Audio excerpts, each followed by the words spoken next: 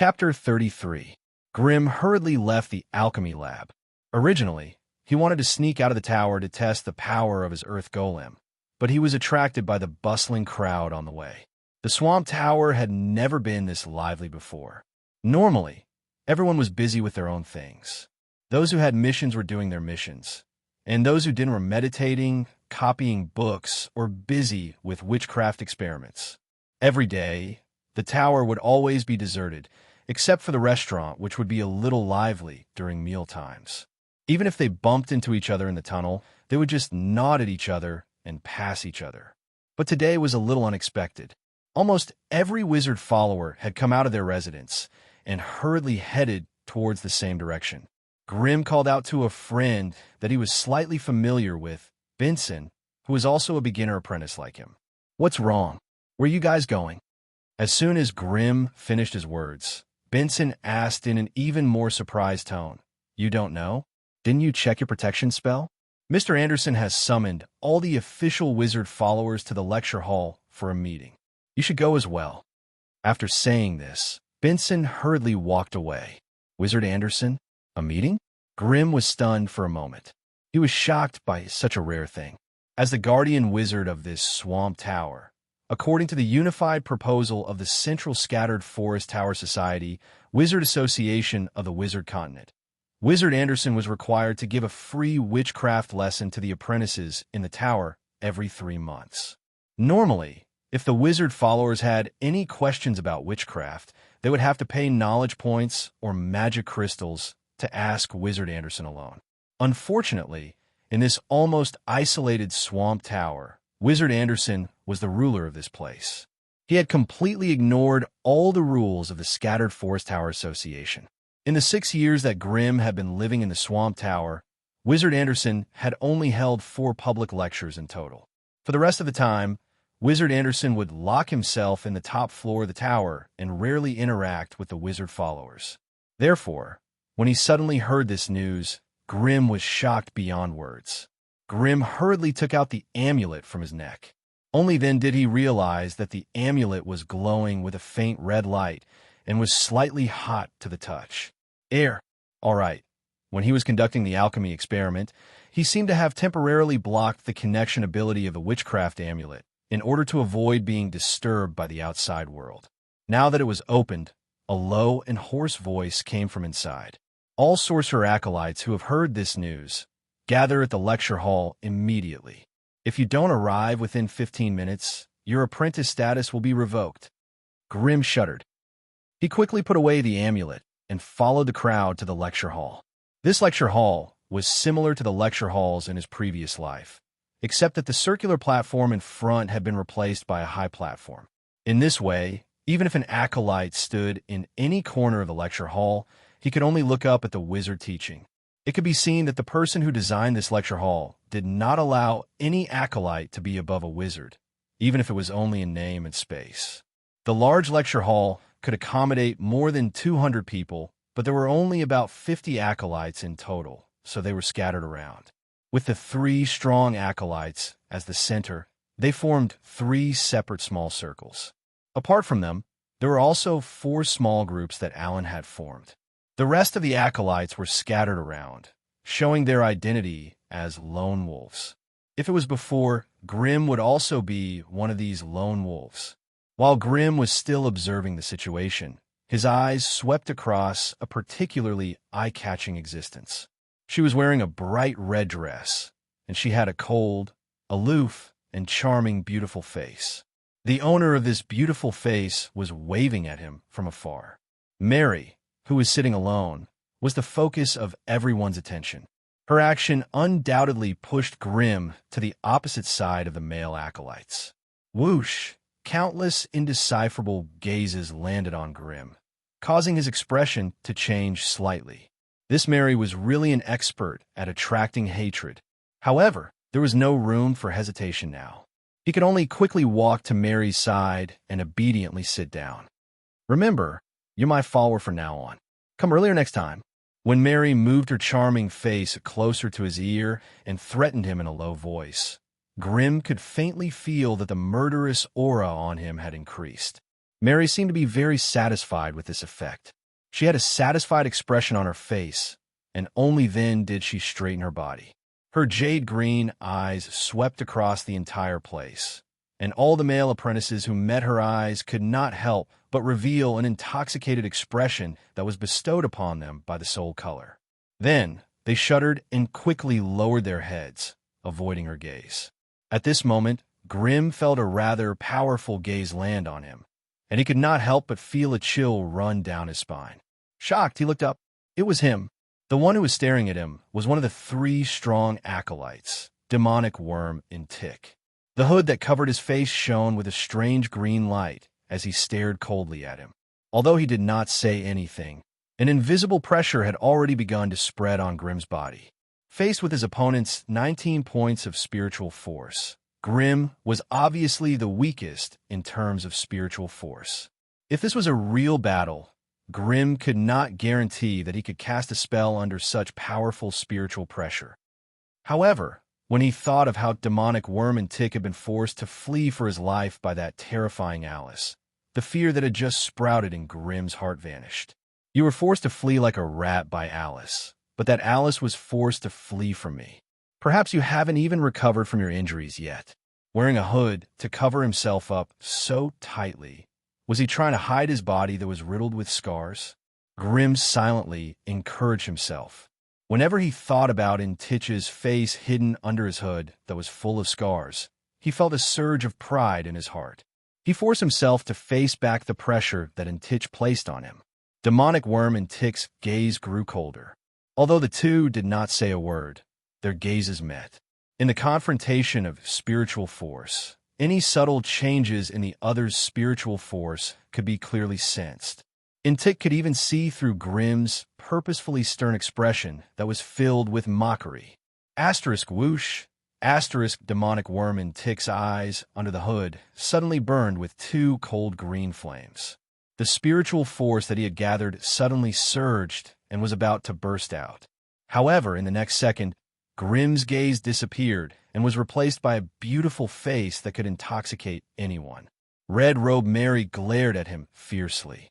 Her lips moved slightly, but no words came out. Although they were dozens of meters apart, Intick could still read her words through the movement of her lips. "He's my man. If you dare touch him, I'll kill you too." Although her words were short, her fierce and domineering aura was unmistakable. Intick's vicious gaze turned even colder. Analyzing the situation from every angle, this upstart Red Spectre Mary was no match for him. Most of her skills were countered by him, but he had to admit that he was not in his peak condition either. To put it bluntly, he was currently at his weakest state. Most of the scorpions that he had lost would need a few more days to grow again. If he were to fight with Red Robe Mary now, even if he could win, he would suffer a great loss in strength. Intick, who was always good at hiding, finally turned his head around, avoiding Red Robe Mary's challenging gaze, and fell silent. "You're really good at finding trouble. You even dare to provoke demonic worm Intick." Seeing that she had forced Intick to retreat, Mary finally turned her head to tease Grim. Grim laughed bitterly in his heart. "You're the one who pulled most of the hatred on my behalf, all right?" However, in the face of the overbearing Mary, he did not have any resentment or complaints, because he could somehow sense an indescribable trust and dependence from her. Dependence? Grim shook his head lightly, once again amused by his absurd thoughts. The alchemy experiment must have used up too much of his power of the will, causing him to have such ridiculous thoughts. The subtle interaction between them and the demonic worm and tick had obviously attracted the interest of the other 2 advanced acolytes. Their gazes kept shifting between Mary and Grim.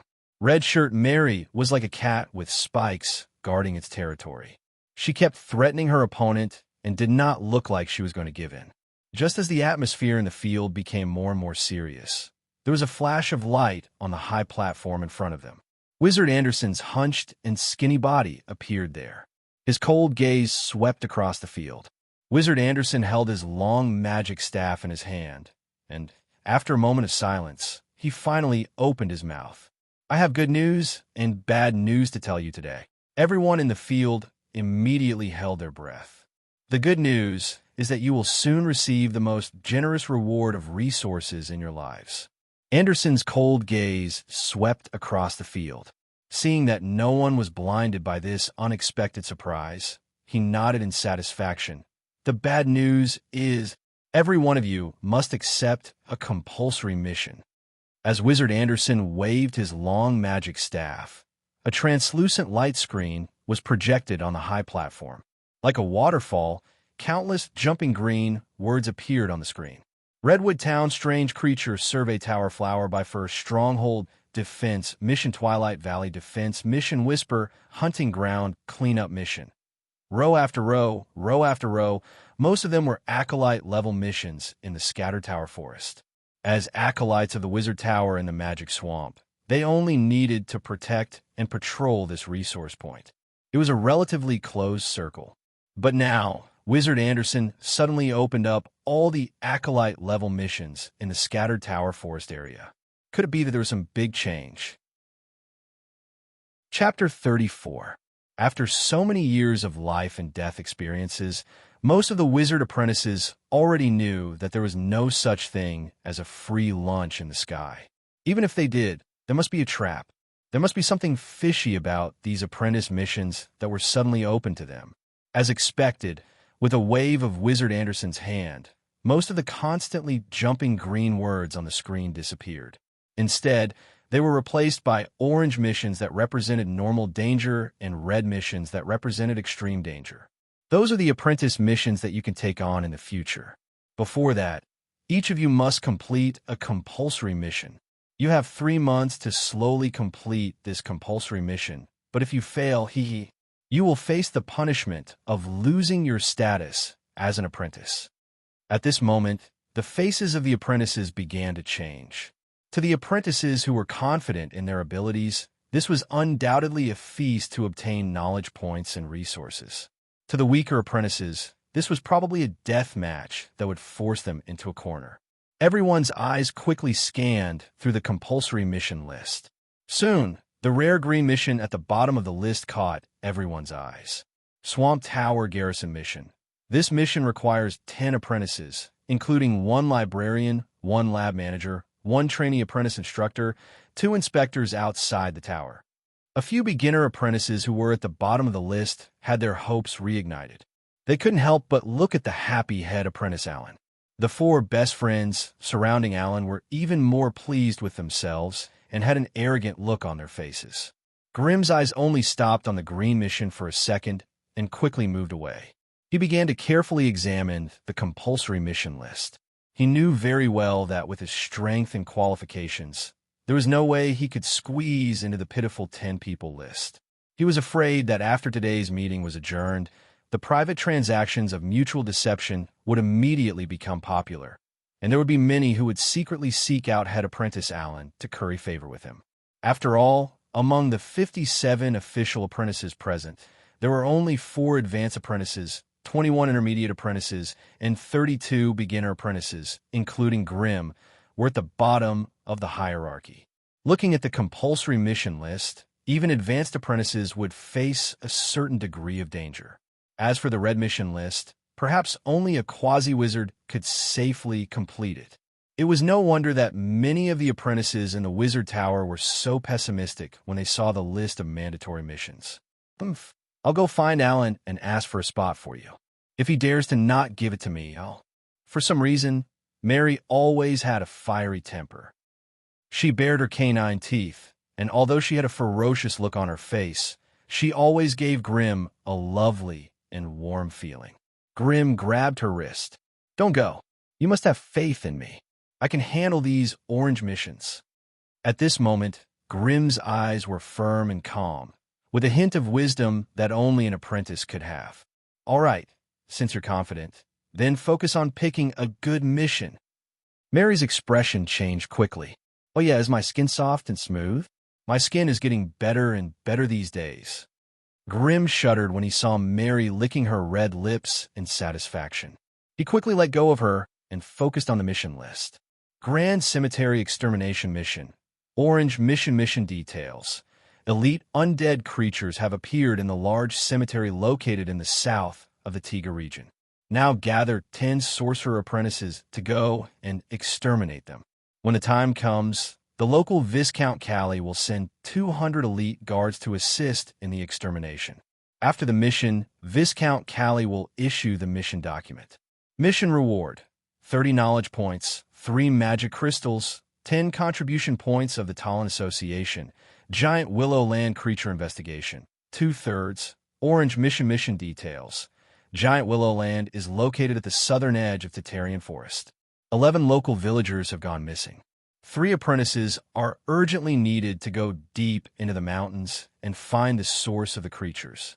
After the mission, the local association in Giant Willow Land will issue the mission document. Mission reward: 20 knowledge points, 1 magic crystal, 5 contribution points of the Talon Association. If the apprentices solve the source of the disaster, the reward will be increased according to the token submitted. Griffin Cliff Taming Mission 0/3. Red mission details. Griffin Cliff in the Rashia region urgently needs 3 apprentices to capture griffins and help Hank tame them. Mission will end after taming 10 griffins. The mission document will be issued by Hank, the Rashia region's beast tamer. Mission reward: 50 knowledge points, 10 magic crystals, 30 contribution points of the Talon Association. After the mission is completed, the apprentices will receive a private reward from Hamilton Trading Firm. Dark Crypt Exploration Mission, Red Mission details. Traces of underground creatures have been discovered near the Dark Crypt in the Nigan region. 10 apprentices are urgently needed to form a reconnaissance team and go 10 miles underground to investigate the activity of the creatures there. The Nigan Regions Association will be responsible for checking the spatial waymark. Mission reward: 70 knowledge points, 12 magic crystals, 50 contribution points of the Talon Association. This region is famous for its dark grass, ghost mushroom, and night ice stone. All gains during the mission belong to the individual. Rows and rows covered almost all of the dangerous areas around the scattered Pagoda Forest Association. In the central region of the Sorcerer Continent, in order to protect the original ecology and resources of magical beasts, the major sorcerer organizations and associations strictly forbade high-grade sorcerers from carrying out destructive development on the wild continents. Therefore, the more active human settlements only took up 35% of the total area, while the rest were large areas of uninhabited wild lands or primeval forests. There were simply too many magical beasts and monsters hidden in them. As for ordinary jungle beasts and magical beasts, the local mortals could also rely on powerful armed forces to resist and expel them. However, once they encountered those monsters with terrifying abilities, there were countless examples of small villages living at the edge of the settlement being massacred overnight. Therefore, at this time, the local mortal armed forces needed to rely on powerful, extraordinary powers to eliminate these terrifying monsters that had invaded the human world. The high and mighty sorcerers, of course, would not travel far and wide for such a trivial matter, so most of the extraordinary power was contributed by the numerous sorcerer apprentices. They obtained resources through these missions, honed themselves, and, at the same time, protected the peace of human society. This was the lowest level of the sorcerer system in the Sorcerer Continent. Grimm carefully examined every piece of information on the compulsory mission list. The AI chip, which had turned off its active detection function, was in charge of sorting out the information one by one. Soon, all the information was recorded into the database. Among the many compulsory quests, Grimm could only participate in orange quests. He didn't even dare to touch red quests. Orange missions were only suitable for high-grade acolytes. Those below that level would have a certain degree of risk if they participated. As for red missions, they were only suitable for quasi-sorcerers. Even high-grade acolytes would have a 90% chance of survival if they participated. However, this was the mysterious and treacherous sorcerer world. Even the simple missions that were marked as safe had a lot of uncertainties. For example, the investigation missions that were the most numerous were those that went deep into dangerous areas. Of course, the investigation missions that were marked as safe were extremely dangerous. However, the investigation missions that were marked as safe were not necessarily easy. Creatures that appeared near the mortal villages were most likely to be low-grade sludge monsters, earth spirits, or mosquitoes. These creatures could be easily eliminated by a beginner acolyte. However, if one was unlucky, it could also be a winged dragon, a Legolas, or a forest sprite. Even a high-grade acolyte's life would be in danger if they really encountered them. Choosing a mission was like gambling. If one was not careful, one could hit the jackpot. Every year, the number of acolytes who died during missions accounted for 13% of the total number of acolytes. This was already a terrifying number. After a quick search and screening by the AI chip, it quickly listed an orange mission that was suitable for Grimm. These were all missions that it had selected after eliminating some unstable factors. Quelaag's Alchemy Apprentice Trial Mission.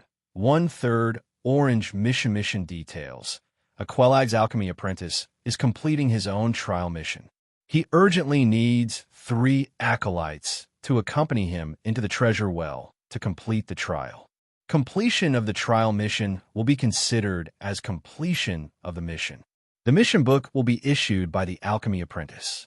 Mission reward: 20 knowledge points, 3 magic crystals, 1 bottle of tranquility potion and invisibility potion. The danger level of this mission was not high. The treasure well was a trial ground that all alchemy apprentices had to go through.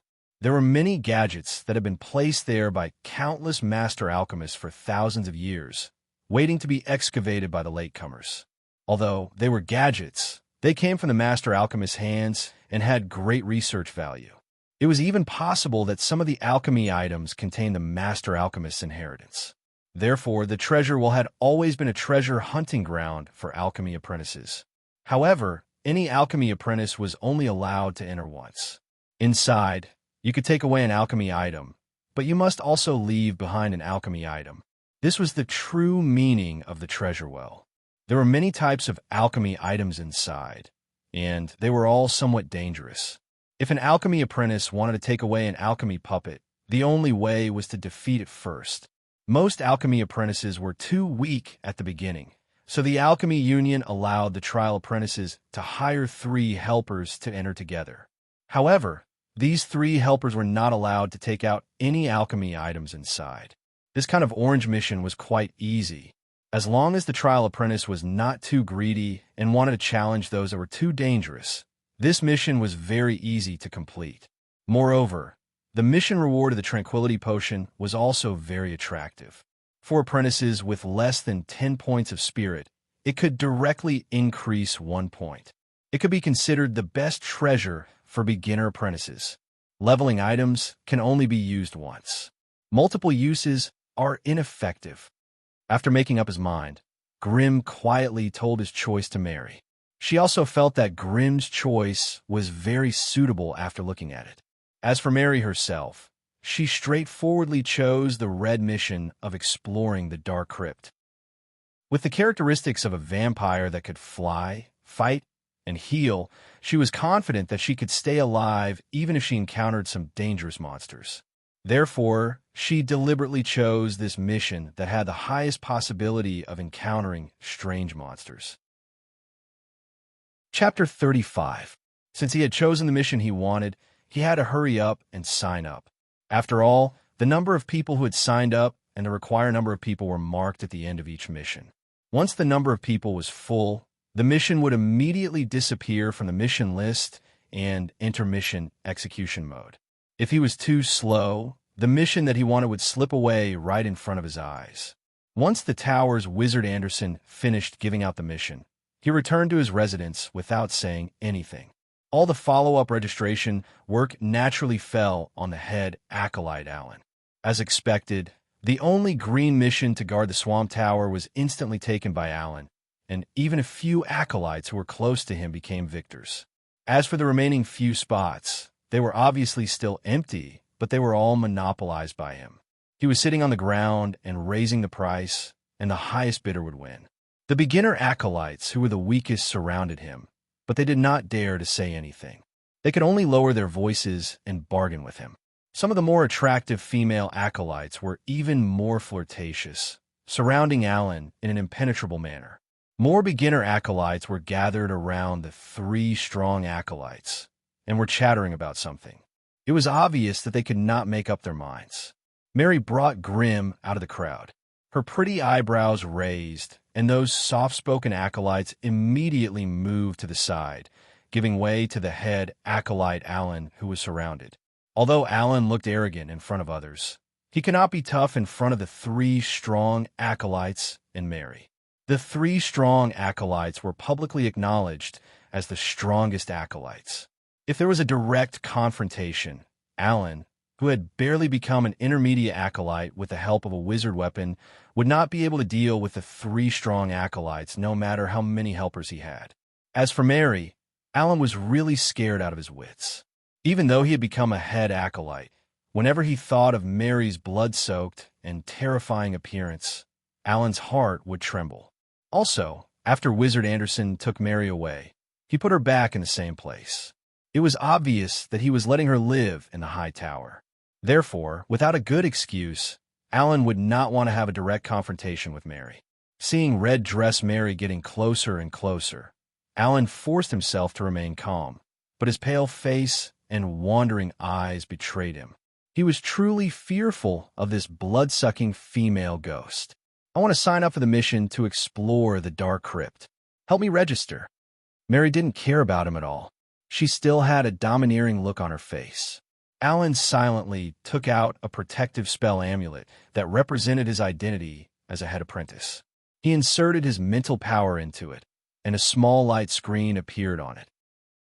The content on the screen was the mission that Mary had chosen to explore the dark crypt. Mary also took out her magic amulet and pointed it at the light screen.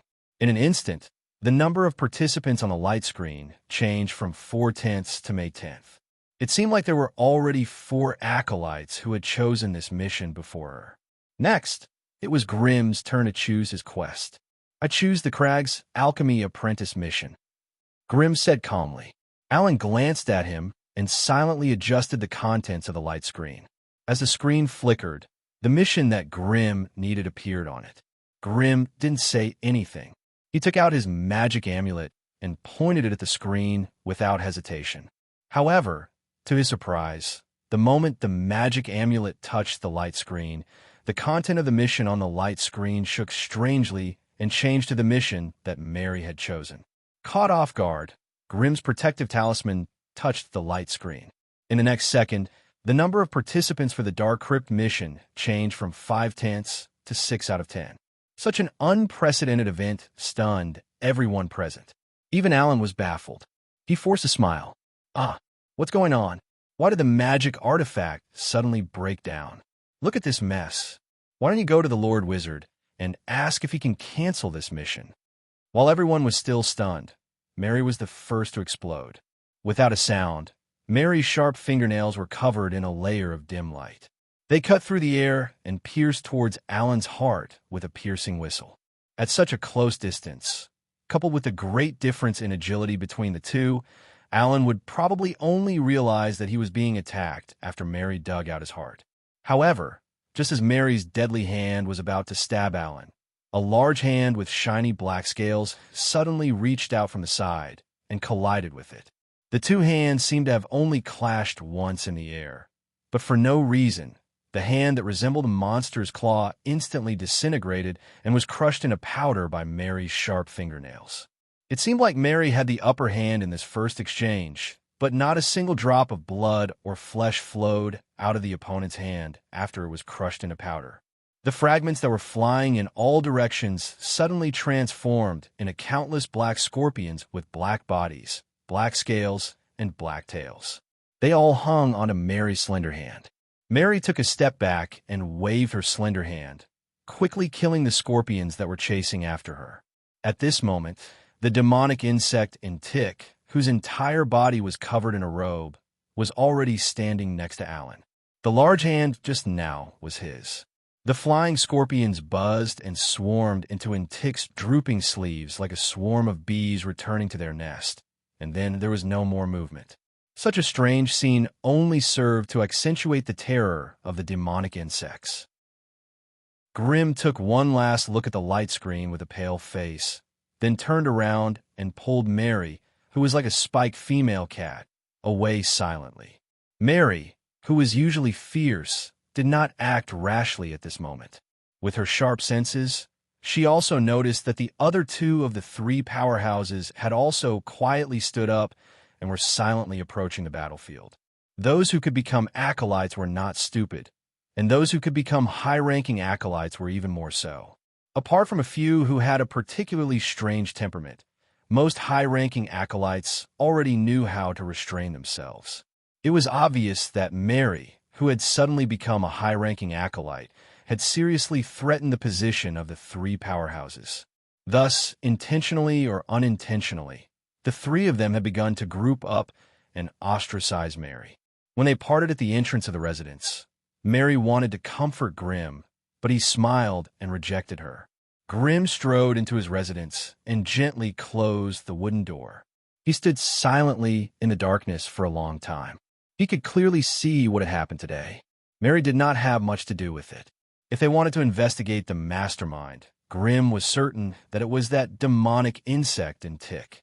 Although he could not be sure if it was because he had stolen in Tick's prestige last time, or if the three powerhouses wanted to put Mary in her place, Alan's actions today must have been incited by Tick.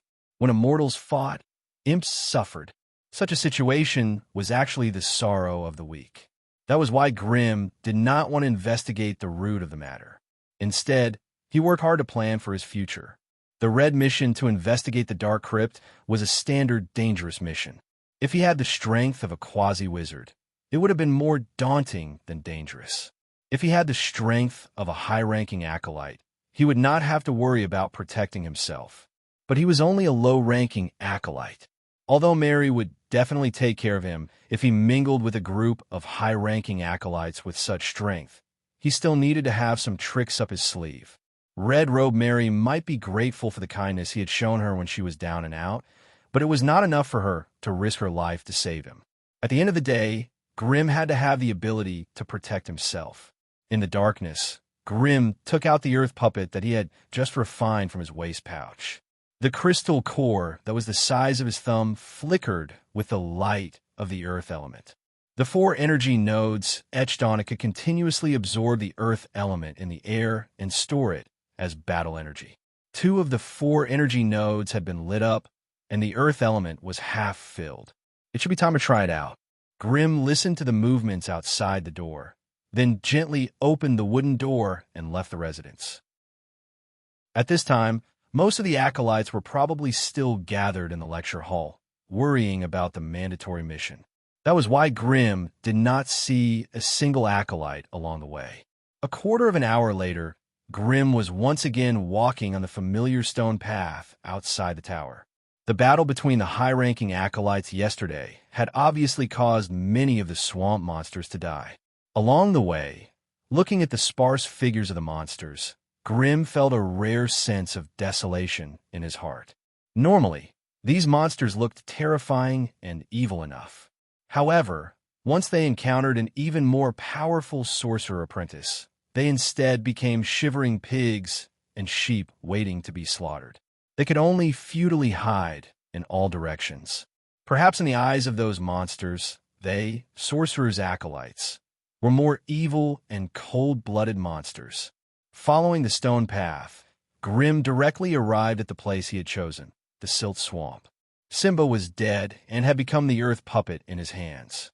These demon hags were now without a leader, so it was the best time for him to practice his skills. Standing at the periphery of the Silt Swamp, Grim saw a filthy and smelly pond 5 steps away. He could faintly sense the weak soul waves of 3 demon hags in the murky pond water. Grim casually threw the summoning crystal core of the earth puppet to the side of the pond. As soon as the light yellow crystal came into contact with the mud and water, he could feel an indescribable wave coming from it. Under the guidance of Grim soul waves, a large amount of yellow dust began to gather near the crystal without the need for any incantations. The soil on the ground began to distort under the influence of a strange force. and then a humanoid earth puppet was formed. Grim closed his eyes and sensed that the crystal core he had refined was on the chest of the earth puppet. He opened his eyes and looked at it. Chapter 36. It was a humanoid earth golem that was 7 meters tall and weighed 200 pounds, about 200 kilograms. The earthy yellow body that was covered in coarse granules was constructed from loose and moist soil. It had an obvious torso for limbs and a head. However, all of its external surfaces were rather rough, lacking the delicate and numerous limbs and joints of a human. The earth golem's lower limbs were 2 thick pillars of soil, and the bottom of the pillars seemed to have fused with the soil.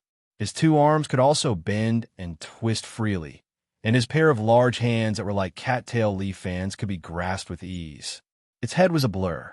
If Grim had not used his spirit to communicate with it and barely outlined the outline of its eyes, the earth golem would have definitely condensed into a ball of soil.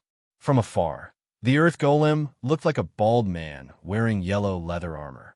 If it wore a robe, it might be able to deceive the enemy. Grim commanded the earth golem to come in front of him. The earth devil centipede was worthy of being called an earth-type puppet creature. With such a heavy body, it was able to walk on the soft and wet soil without making a sound. It was even more graceful than an agile mountain leopard. Not a single trace could be found on the ground it walked on. However, the remaining earth element was a bit denser. When he captured Simba's heart core, he also collected Simba's soul into it. The direct consequence of having such a high-quality core was that the earth golem in front of him already had intermediate intelligence and was no longer as dull as ordinary golems. Grim only needed to give it a vague command through the rune imprint, and it would execute perfectly. Looking at the earth golem standing in front of him, Grim reached out to touch it. Its skin was rough and hard, and it did not have a low defense just because it was made of soil. Grim took out a dagger and stabbed the earth golem's waist a few times. Each time, the dagger slid past the earth golem's body, leaving only shallow white marks. These shallow scars quickly disappeared under the yellow fluorescence. It had a basic defense and could effectively avoid damage from small weapons and piercing weapons. It also had a certain self-healing ability. Overall, the earth golem's basic defense was comparable to that of a human warrior wearing a full set of leather armor. In terms of defense, it definitely couldn't compare to the stone golems and iron golems. The only bright spot was that it could heal itself. Grim walked around the earth demon puppet. He still felt that its height of 7 meters was not domineering enough to deter the enemy, so he tried to make the earth demon puppet bigger. Following Grim's command, the earth golem slowly grew taller and thicker, but its solid body became soft and misty. By the time it expanded to a height of more than 4 meters, its entire body had turned gray. Its originally solid body had turned into a misty earth element. What was going on? After communicating with the AI chip, Grim understood that the earth golem only had the strength of a high-ranked acolyte, so it could only control 200 pounds of earth elemental energy. If it exceeded this weight, it would be beyond the scope of its abilities. A height of 7 m was the optimal height that the AI chip had obtained after extensive calculations.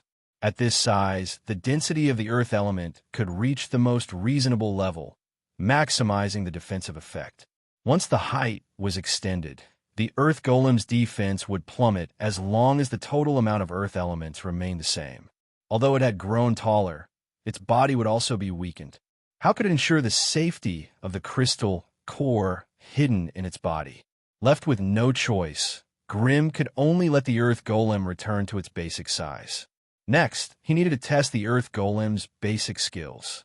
The weakened version of the earthquake spell was an active skill. When it was activated, the ground around the earth golem would slightly tremble as it moved. Grim tested it out. The tremors had a great effect on small creatures. They could not even stand properly around the earth golem, let alone attack.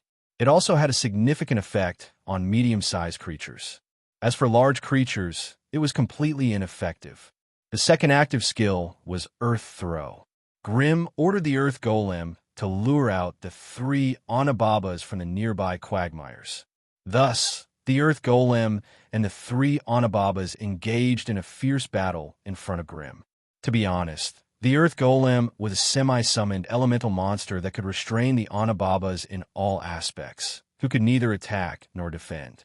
No matter how the 3 Onababas pounced on its tough and fine body, the claw marks they left behind would disappear in the blink of an eye. The Earth Golem's heavy fist smashed into the Onababa's body, leaving a deep dent. Under Grimm's instructions, the Earth Golem grabbed one of the Onababas, squeezed her body until it creaked, and threw her away. While her body was still gliding in the air, the Earth Golem grabbed the air with one hand, and a meter-long earth spear appeared in its hand. Whoosh! The spear flew out and pierced through the fragile body of the Onababas, nailing them to a crooked Onababa's tree that grew beside the quagmire. As a monster, the Onababas were unusually tenacious. Even though their bodies were pierced through by the goose-egg-sized spear, they still struggled. Whoosh! The second spear flew out and pierced through the head of the Onababas. The unlucky Onababas finally dropped her limbs and stopped moving. At this moment, the other 2 Onababas were still nailed to its body like rabid dogs biting on a piece of meat. The 2 big hands of the Earth Demon Centipede tore them off and threw them on the ground. Taking advantage of their struggle, the Earth Demon Centipede raised both of its hands. After a violent wave of Earth elemental energy, countless Earth spears rose from the ground where the harpy was hiding, piercing the 2 of them into meat skewers. In an instant, the 3 Onababas were all killed, while the Earth Golem was unharmed. Throughout the entire battle, Grimm watched from the sidelines. The AI chip continued to collect data from the battle, using it to optimize the battle tactics of the Earth Golem. Soon, the detailed data of the Earth Golem was projected into Grimm's mind.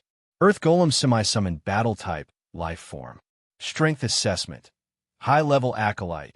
Low. Base attributes. Strength 12 agility, 4 vitality, 14 spirit, 7 innate skills. Active earthquake. Range of effect is less than 5 meters. The strength of the tremors has an obvious effect on small creatures. Normal effect on medium creatures. No effect on large creatures. Cooldown. None earth throw, single target. Earth element piercing spell. Physical attack. 12, affected by strength. Earth element damage. 7, affected by spirit. Attack range. 5 to 80 meters.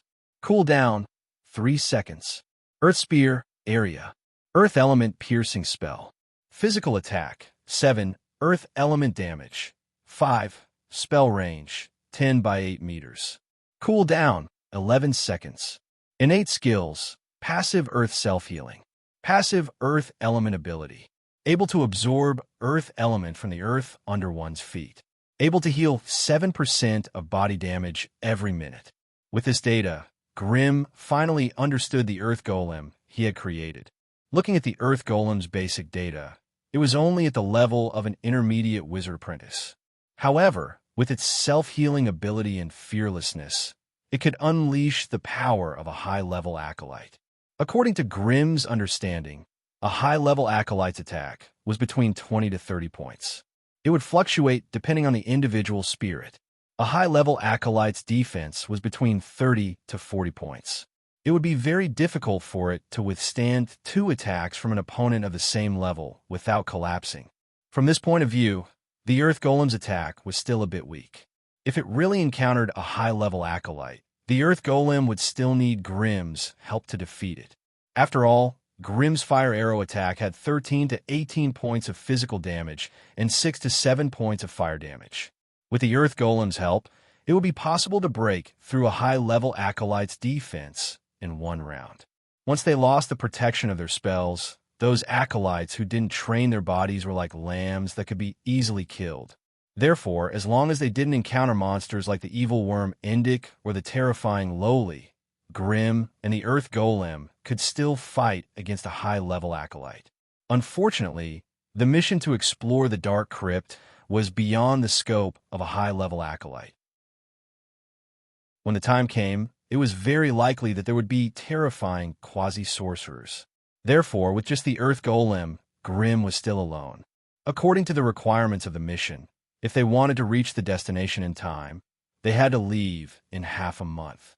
Therefore, for Grimm, he only had 15 days to prepare. In such a short time, it was obviously too late to improve his spells. Therefore, he had to continue to dig into the potential of the alchemy puppet in front of him and increase his strength explosively in a short period of time.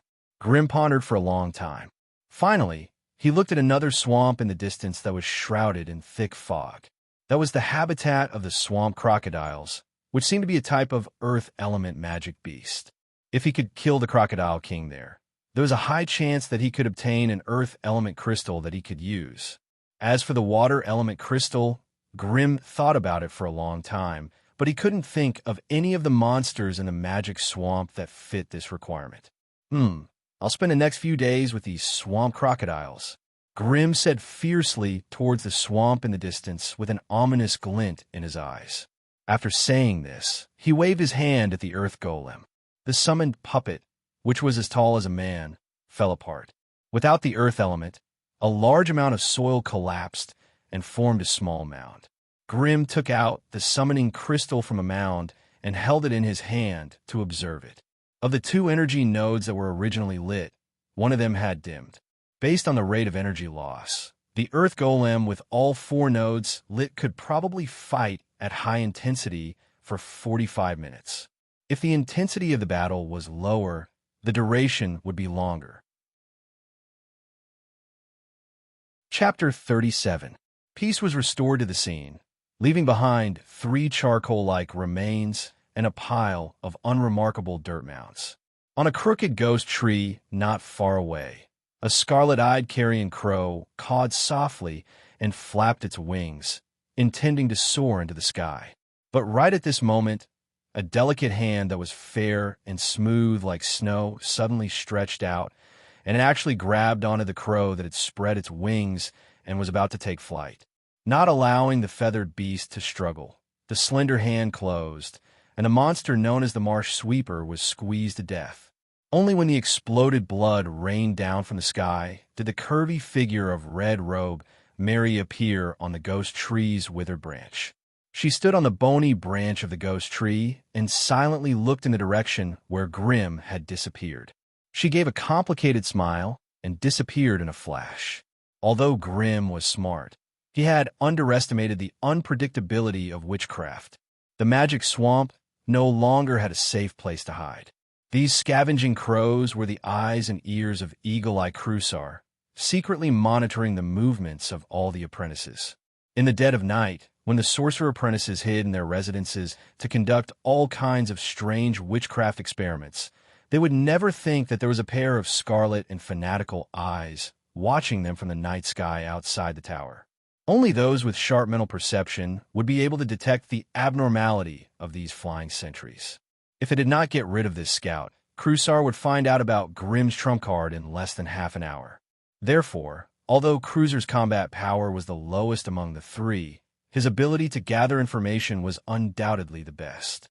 Therefore, if any acolyte wanted to keep their secrets, then one of the things they had to do was to blind the eyes and ears of the Crusaders. Grimm had no idea what was happening behind him. Although he could see the carrion crows with his elemental vision, he could not link it to Eagle-Eye Crusoe. After sneaking back to his residence, Grimm could not help but start to organize his personal belongings. Simba's core was not the only item he had plundered from the hag's lair. Previously, Grimm was eager to convert his resources into personal strength, so he focused all his attention on Simba's core and did not properly deal with the other items. Simba's core was the most valuable item, and it had now become the summoning crystal for the Earth Demon puppet. Among the spoils of war, Mary had devoured 7 of the 8 high-quality blood sacs in one go, and now there was only one left. In the past, only Wizard Anderson could enjoy such a fine product. As everyone knew, apart from anatomy refinery sorcerers and bloodline sorcerers, most sorcerers had extremely poor physical qualities. being eroded by the elemental energy for many years, staying in a magic laboratory day and night without taking a step out, studying magic books and scrolls for a long time. Such a life would definitely bring about a terrible body. Most of the sorcerers were not weak, but their bodies were frail and weak. Too much emphasis was placed on the use and strengthening of the mind, but the training of the body was neglected. This caused official magi to take the unorthodox path, using food and medicine to make up for the flaws in their bodies. The blood sacs harvested from the roots of the blood vines of the killer trees could greatly nourish the body, even without any special treatment. If he could find a master alchemist to make the Scarlet Witch potion, it could even directly increase the vitality of a weak wizard by 2 points. Of course, the Scarlet Witch potion was only effective for those with vitality below 10 points, and it could only be used once. But Grimm did not have the ability to find a master alchemist to make the Scarlet Witch potion. Therefore, even if he knew that most of the essence would be lost, Grimm could only choose to simply swallow it. When the soft vesicle of the blood sac burst in his mouth, a strong fishy and sweet taste spread on his tongue. As the viscous blood essence flowed into his esophagus and stomach, a warm feeling began to surge in Grimm's body. Beep. Unknown energy detected invading the body. The energy is expected to cause unknown changes in the body's life system. Please instruct me whether to remove it. If the body does not instruct, the removal will begin in 5 seconds. Countdown begins. 5, 4, 3. Abandoning removal. Receive the body's command. Removal completed. Does the body require real-time monitoring of the body's internal data? Yes. Receive the body's command. Body's internal data will now be scanned. Following a series of beeping sounds, Grimm's mind projected the body's data that was changing in real time. Name: Grimm race, human attributes, strength 4. 03, agility 4. 06, vitality 3. 05, changing, spiritual force 8. 20, alignment, lawful neutral profession, wizard apprentice, beginner. HP, changing, profession experience status. Healthy profession skills, scroll transcription, spell reading personal skills. Burning hand solidified, flame arrow solidified. Looking at the real-time feedback from his body, Grimm discovered that apart from his physique and HP slowly increasing, there seemed to be some changes to his class experience bar. If he remembered correctly, the last time he checked his profession experience bar, he only had 530 points. This time, it had actually increased to 650 points. That was a difference of 120 points. How did they come about? Grimm did not care about the changes the blood sacs were doing to his body. Instead, he immersed his mind in reviewing the past records. Very quickly, he found a prompt from the AI chip that he had previously ignored. Beep. Host has successfully refined the first Earth Demon puppet. Obtained 120 profession experience points. So, it was from refining the Earth Demon puppet. It seemed that choosing a suitable supporting profession would be the most convenient way to obtain profession experience points. In the past, he had always been worried that learning spells would consume a lot of profession experience points. Now that he had some profession experience points, learning spells in the future would be much easier. To be honest, Grimm was only 15 years old. His body was far from reaching the peak of his age, so there was still a lot of room for improvement. This could be seen from the fact that his basic attributes were slowly increasing every day. Unfortunately, in this gloomy and depressing environment, his personality inevitably had a trace of darkness. Utilitarianism and materialism seemed to have taken over his entire life.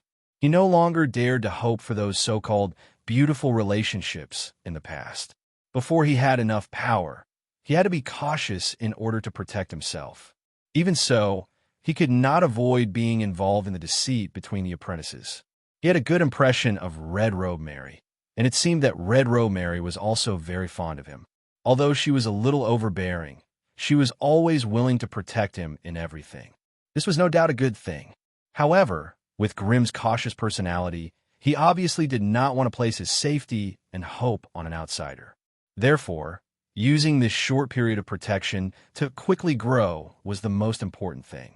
As for his future, Grim was still very confused. He did not know how he came here, nor did he know why he came here. Up until now, all he had done was to go with the flow and protect himself. His current status had limited his vision, making it difficult for him to open his eyes and see the world clearly. Perhaps going out for a walk was not a bad thing. At least he could experience this strange world. Perhaps that would be the time when he understood his direction and his path. Just as he was letting his imagination run wild, the blood essence that had been poured into the blood sac finally integrated into his body. His pale face, which had not seen the light of day for a long time, became rosy, and his body was filled with inexhaustible strength. Under his incomparably joyful and calm gaze, the number representing vitality on the self-assessment panel began to rise, and finally stopped at 437. As the tide rose, his digitalized HP skyrocketed to 14 points. His vitality had increased from 305 to 437, an increase of 132. Although it was not as extreme as the Scarlet Witch, it was still far better than he had expected. Perhaps this had something to do with his low vitality. Moreover, now that his vitality had increased to 437, he was only on par with other acolytes of the same age. He would not be able to withstand a single blow from those acolytes.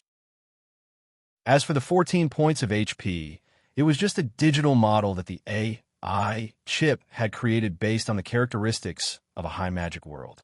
It did not represent the real world. It was more of a reflection of Grimm's current vitality. Moreover, with Grimm's current weak vitality, if he did not have the protection of a defensive spell, he would die on the spot if any attack hit him. Therefore, in the future, apart from working hard to develop his potential in magic puppets, he urgently needed to add a defensive spell to his body. Otherwise, in the future war, let alone participating in it, he was afraid that just the aftermath of the battle between the strong would be enough to take his life. After dealing with the blood sac, Grimm began to inspect the remaining spoils of war. There was a broken fragment of a magic tool that was no longer recognizable, a fist-sized metal ore that flashed with a demonic blue light, and a strange white stone the size of a goose egg. At first glance, one could tell that the artifact fragment was a low-grade item. The material used to make it was the most common thorium. It should be the remnant of a former sorcerer apprentice who had been devoured by this group of lawless monsters. It was practically worthless. Hence, Grimm had directly abandoned it. The white stone the size of a goose egg was a good spoil of war. Grimm had tested it several times and even bought some blackbone water to smear on the surface of the white stone.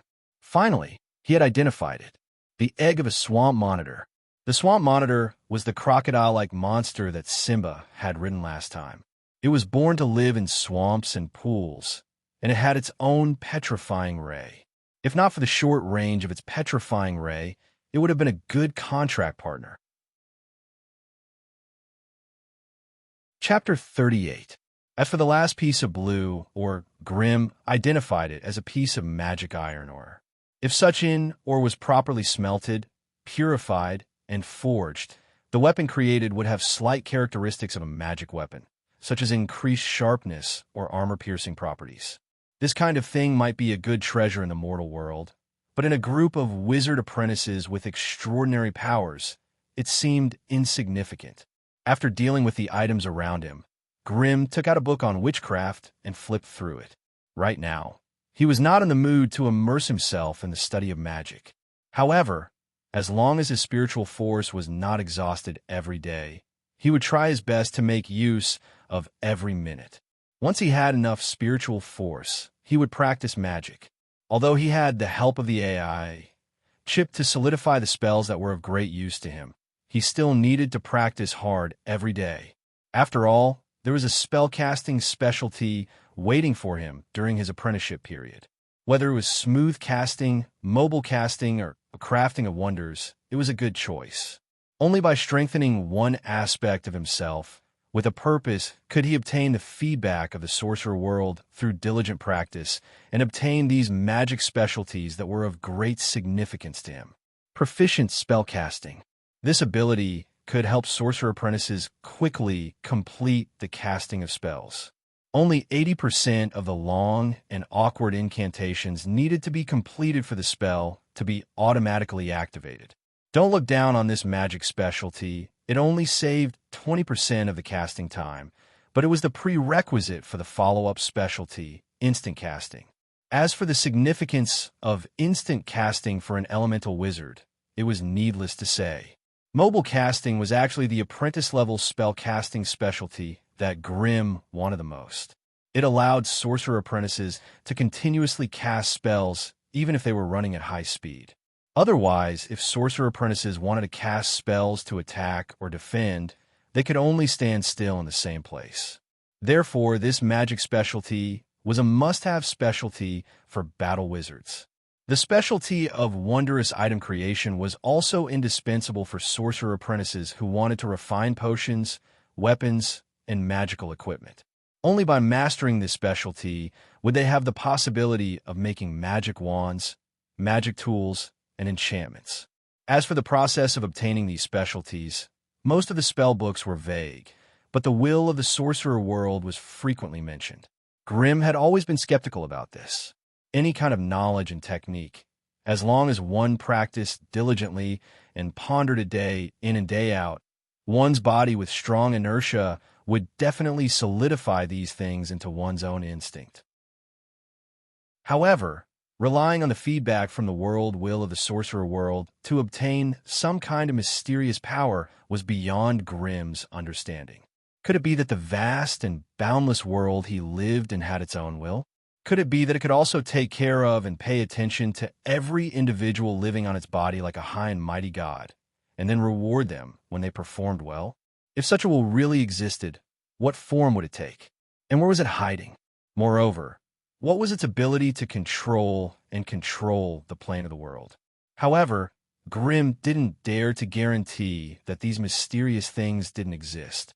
After all, the sorcerer world that he was currently living in was a large plain surrounded by a sea of magic. In a place with such abundant magic energy, it was not surprising that something magical could happen. Therefore, before he unraveled the mysterious veil, he had to maintain awe and respect for everything. This was the attitude that a wizard apprentice who pursued knowledge and truth should have. He continued to store the knowledge in the book until his mental force was depleted. Only then did he stop reading. He couldn't completely exhaust his mental force. After all, the flame arrow was currently in the optimization stage, and it would consume 1 point of mental force every day. Looking at the dark sky outside the window, it was already late at night. Grimm closed the book tiredly and stood up to stretch. He shook his body until it made cracking sounds, and then climbed onto the wooden bed in a daze. However, it wasn't time for a good sleep yet. He still hadn't finished his routine meditation for the day.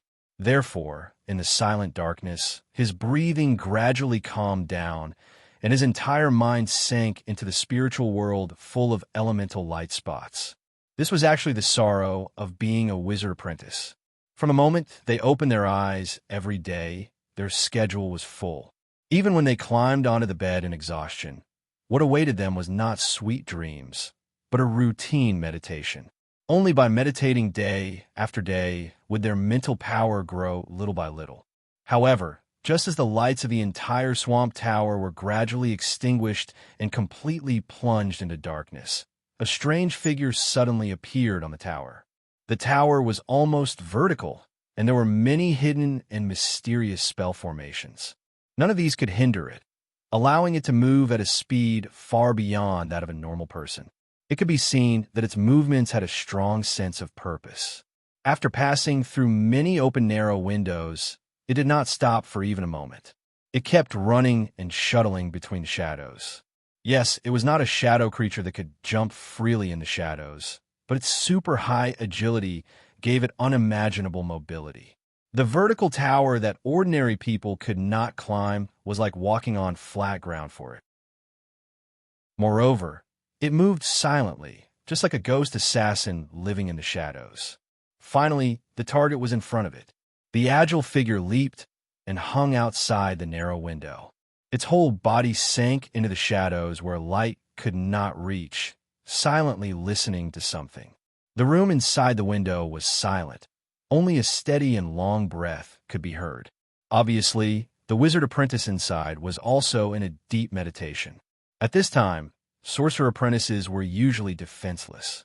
Any thief or similar profession could just sneak in and end an ambitious wizard with a sharp dagger. However, the figure outside the window was obviously an experienced person.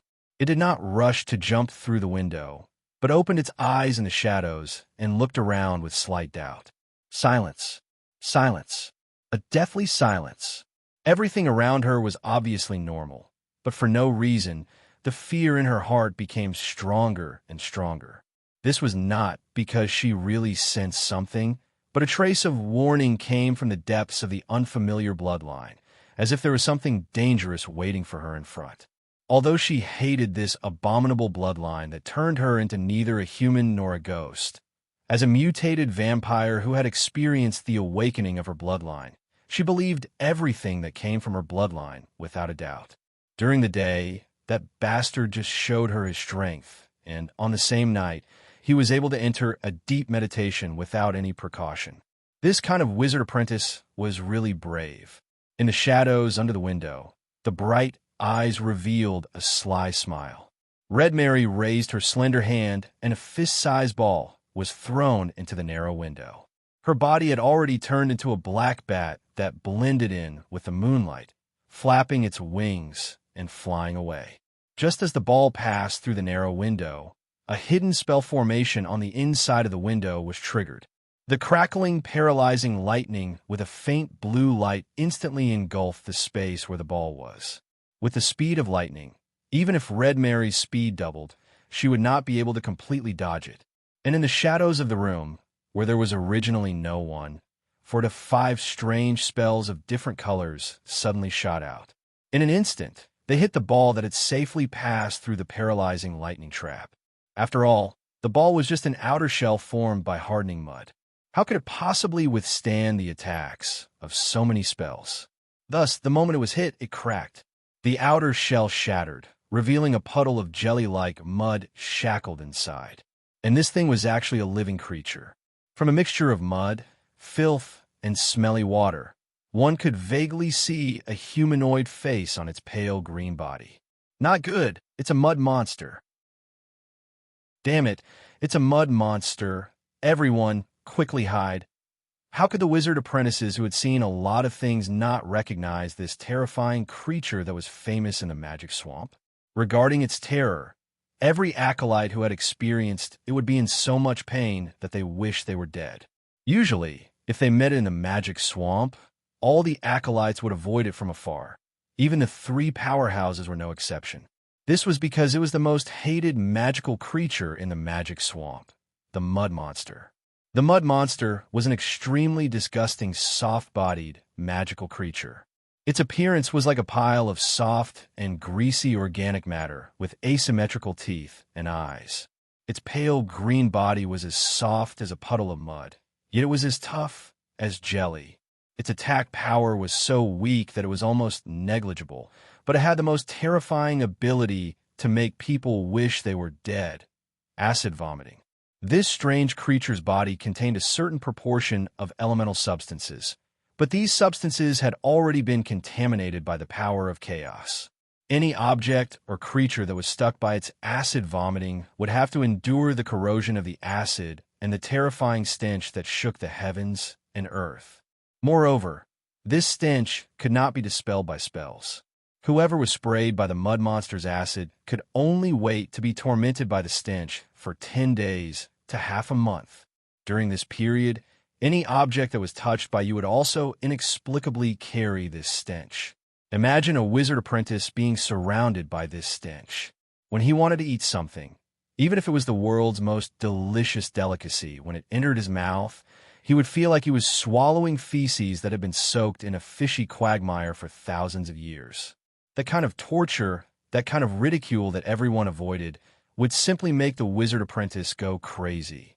And now, this mud monster that was firmly sealed in the mud shell was actually blown up by the few of them in midair. In that case, The following scene simply could not be more painful. When the pale green acid splashed all over the room, the sound of crazed vomiting could be heard in the room. Red cloak. Blurg. Mary. Blurg. I'm not done with you. Blurg. Blurg. Blurg.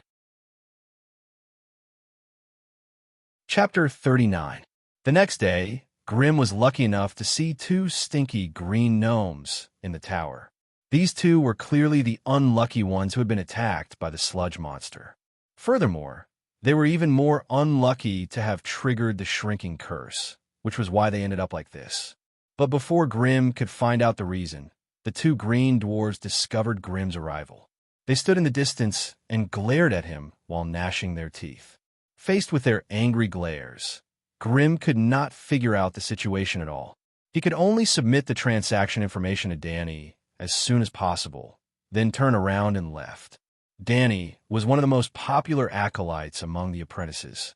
He had built up an underground market by selling the information he needed. Grim was here to sell the swamp lizard eggs and magic iron ores. If there were any interested apprentices, they would come to him to trade. He also took the opportunity to buy a few more practical small items from Danny. Today, the swamp tower was undoubtedly much livelier than before. Most of the apprentices did not stay in their houses anymore. Instead, they came out to exchange the latest information with their friends. Wizard Anderson's high-profile forced mission was like a bomb. It had turned the life of the wizard apprentices upside down.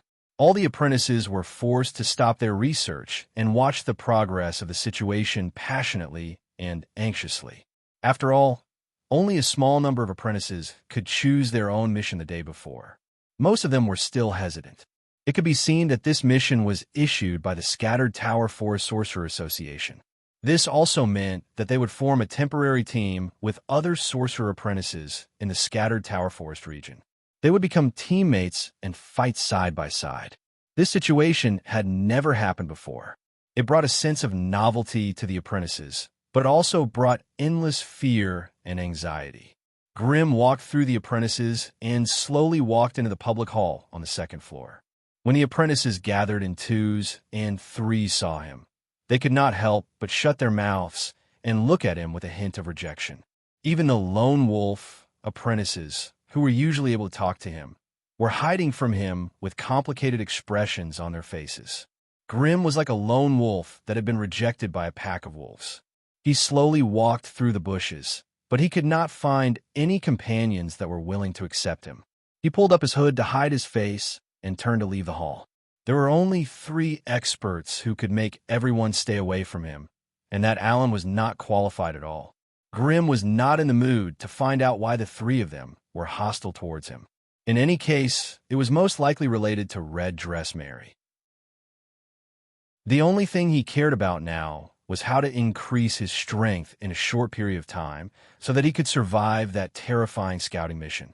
When no one was paying attention, Grim slipped out of the wizard tower again. When he appeared near the silt swamp again, Grim finally realized how desolate this place was.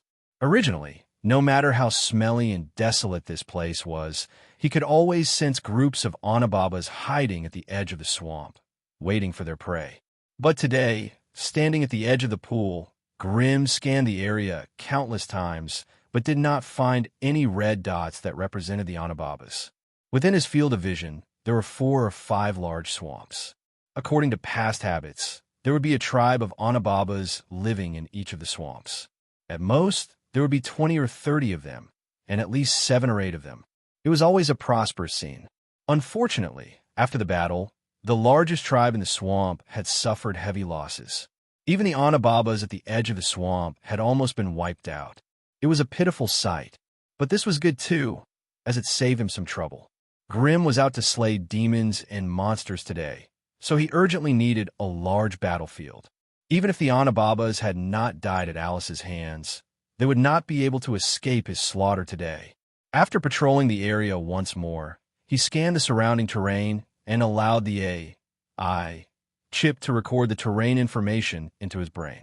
Only then did Grim take out the Earth Golem again. After more than 10 hours of recovery, the 4 energy nodes on the summoning core had been filled with Earth elemental energy. It was the best time to summon the Earth Demon puppet. Grim threw the summoning core to the edge of the swamp. As soon as the core came into contact with the mud and water vapor, large clumps of yellow smoke rose up. This wasn't true gaseous smoke, but rather Earth elemental particles that were extremely dense. The Earth elemental particles quickly gathered, and under the control of an indescribable will, the damp soil began to distort. Soon, a human-shaped Earth Demon puppet about the same height as Grim appeared in front of him. It was a pity that this was not a Stone Demon puppet or an Iron Demon puppet. Otherwise, its defense would definitely be 10 times stronger, and it might even be able to face the Crocodile King head-on. You get what you pay for. The Earth Golem was cheap, but its defense was only comparable to that of a human warrior wearing a full set of leather armor. It was hard for the Swamp Crocodile to resist the Swamp Crocodile's shockingly sharp fangs and powerful tail swings. However, the Swamp Crocodile was not without weaknesses. Otherwise, with the Crocodile King's strength comparable to that of a high-ranked acolyte, Grim would have to be crazy to find trouble with it. It was early in the morning, and the swamp was still peaceful. Less than half a mile away from the swamp, where the Onababas lived, was the vast swamp where the swamp crocodiles lived. Here, groups of terrifying giant crocodiles were lying in the grass by the shore, sound asleep. But just as they were enjoying their relaxed and contented lives, there was a loud splash, and a crooked figure plunged into the swamp that they relied on for survival. Looking at the disheveled hair covered in moss, the dirty black claws, and the skinny but powerful body, it was their neighbor, the Onababas. As the native creatures of the magic swamp, all powerful magical creatures had their own territories, and they did not interfere with each other's business. But today, this filthy Onababas dared to invade the swamp crocodile's territory. This caused the giant crocodiles, who had just woken up from their sweet dreams, to become furious. Without a word, 7 or 8 giant crocodiles leapt out of the grass and sank into the swamp, disappearing without a trace. Only a line of water could be seen quickly extending towards the Onababas. For some reason, the Onababas who had fallen into the water had her limbs broken. Even though she had a strong body, she could not save herself. Soon, her upper body was bitten by a horrifying maw that broke out of the water, sinking to the bottom once more. More giant crocodiles appeared nearby, splashing water and churning mud. Having seen blood, the crocodiles tore at the struggling Onababas even more frenziedly. A giant crocodile, much larger than an ordinary swamp crocodile, appeared by the shore. Unlike the other giant crocodiles, it did not try to snatch food from the intruder. Instead, it propped itself up like a true king, slowly scanning the surroundings of the swamp for any signs of activity. The Onababas had their own leader and would not have intruded into their territory for no reason. Could it be that Simba was trying to start a war between magical creatures? As the leader of a specially evolved magical creature, the Swamp Crocodile King clearly had some basic intelligence and could think rationally about some simple problems. But just as it was feeling puzzled, another Onababas drew a strange arc and dived into the depths of the swamp with a whistling wind. The giant Crocodile King, who had just torn an intruder to shreds and was still not satisfied, immediately formed a group and pounced on the new prey. Only the Swamp Crocodile King, who had not moved an inch from its perch on the shore, could clearly see that the new Onababas had been thrown into the swamp, and the culprit was hiding behind a cluster of ghost trees not far from the swamp. The Swamp Crocodile King immediately moved its short but thick limbs, wobbling towards the cluster of ghost trees. In order not to alarm the enemy, it purposely avoided the swamp, hiding in the thick weeds that reached its waist as it tiptoed towards its target. It was clearly a huge creature, but it pretended to be an assassin in the wilderness. Grim, who was hiding on a ghost tree in the distance, could not help but shake his head as he watched. Magical creatures were magical creatures. Even though they could evolve and gain some intelligence, such low-level intelligence was laughably childish compared to the advanced intelligence that humans had honed through thousands of trials and tribulations. The Swamp Crocodile King's gigantic body was over 2 meters tall even when it was crawling on the ground. No matter how dense the weeds were, they could barely cover its limbs and abdomen. The swamp crocodile king's gigantic body was over 2 meters tall even when it was crawling on the ground. No matter how dense the weeds were, they barely covered its limbs and abdomen. Even under such circumstances, it still acted as if it couldn't see me. Its intelligence was so high that it could make one want to cry. What was more infuriating was that its heavy body weighed at least 20 to 30 tons, causing the ground to tremble slightly as it moved. Even so, it still maintained a sneaky posture, as if it did not know how earth-shattering the place it was going to be. After successfully bypassing a series of obstacles, the swamp crocodile king finally found a suspicious figure behind the ghost tree. It was a detestable human wearing an acolyte's robe. Beside him were 2 or 3 demon hags who had lost the ability to move. They were constantly being tossed into the swamp in the distance by him. Under his teasing, the quiet swamp area had turned into a bustling market. The swamp was filled with terrifying figures of giant crocodiles tearing and snatching food. The swamp crocodile king glared angrily at the detestable acolyte. In order to not give him a chance to escape, it continued to approach him patiently. 100 meters, 70 meters, 50 meters, 20 meters today was really a lucky day. It was almost at the back of the detestable acolyte, but he did not notice anything strange behind him.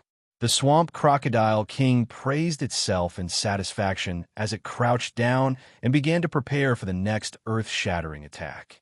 Die, human. I'll get a taste what it's like to be an acolyte today. *Woo star. Chapter 40. The monster had yet to arrive, but the mouth had arrived first. The swamp crocodile king's gaping maw was even taller than a human, the terrifying fangs that were scattered haphazardly in its upper and lower jaws like daggers stuck in its mouth, showing off their sharpness. With its frightening bite force and physical strength, the unguarded human acolyte would have had half his body torn off at the first moment. But what it didn't expect was that the human acolyte actually turned around and threw the Anababa into its mouth. Then, with a strange twist of his body, he escaped from the jaws of the Anababa in the blink of an eye. *Poo, with a muffled sound. The harpy's thin and tough body was torn in two by the giant crocodile king. Black, stinky blood flowed along the fangs. The giant crocodile king roared in disgust. Although it was a magical creature that ate everything, it politely declined these neighbors who were right next to it. Even from the perspective of a magical creature, these harpies were just too smelly. Usually, it would only consider eating 1 or 2 harpies to sate its hunger when food was extremely scarce. The giant crocodile king shook off the corpse stuck in its mouth, its bell-sized eyeballs immediately catching sight of a human fleeing in a hurry. However, it could be seen that the human acolyte was not very fast. He stumbled along the way, even tripping over hidden puddles from time to time. The giant crocodile king let out a low roar of joy. It shook its huge body, and like a small mountain, it followed the escape route of the giant crocodile. Taking the terrain into consideration, the swamp crocodile king was actually faster than the human acolyte, and soon arrived behind him. As it pounced and bit down, the strange human was actually able to dodge its jaws ingeniously every time. This made it even more enraged, and its pouncing became even more frequent. Finally, after a successful pounce, the swamp crocodile king crushed the humanoid's arm with a single bite. However, what it found strange was that it did not feel like flesh and blood flowing in its mouth, but like it had swallowed a mouthful of mud. In front of it, the shredded robes did not reveal the human acolyte's figure, but an extremely strange humanoid mud doll. *Hiss. The swamp crocodile king instantly realized that it had been tricked. It angrily pounced at the detestable bait that had lured it to this point, looking like it was going to tear it into pieces. Since it had been exposed, the Earth Demon puppet no longer needed to pretend.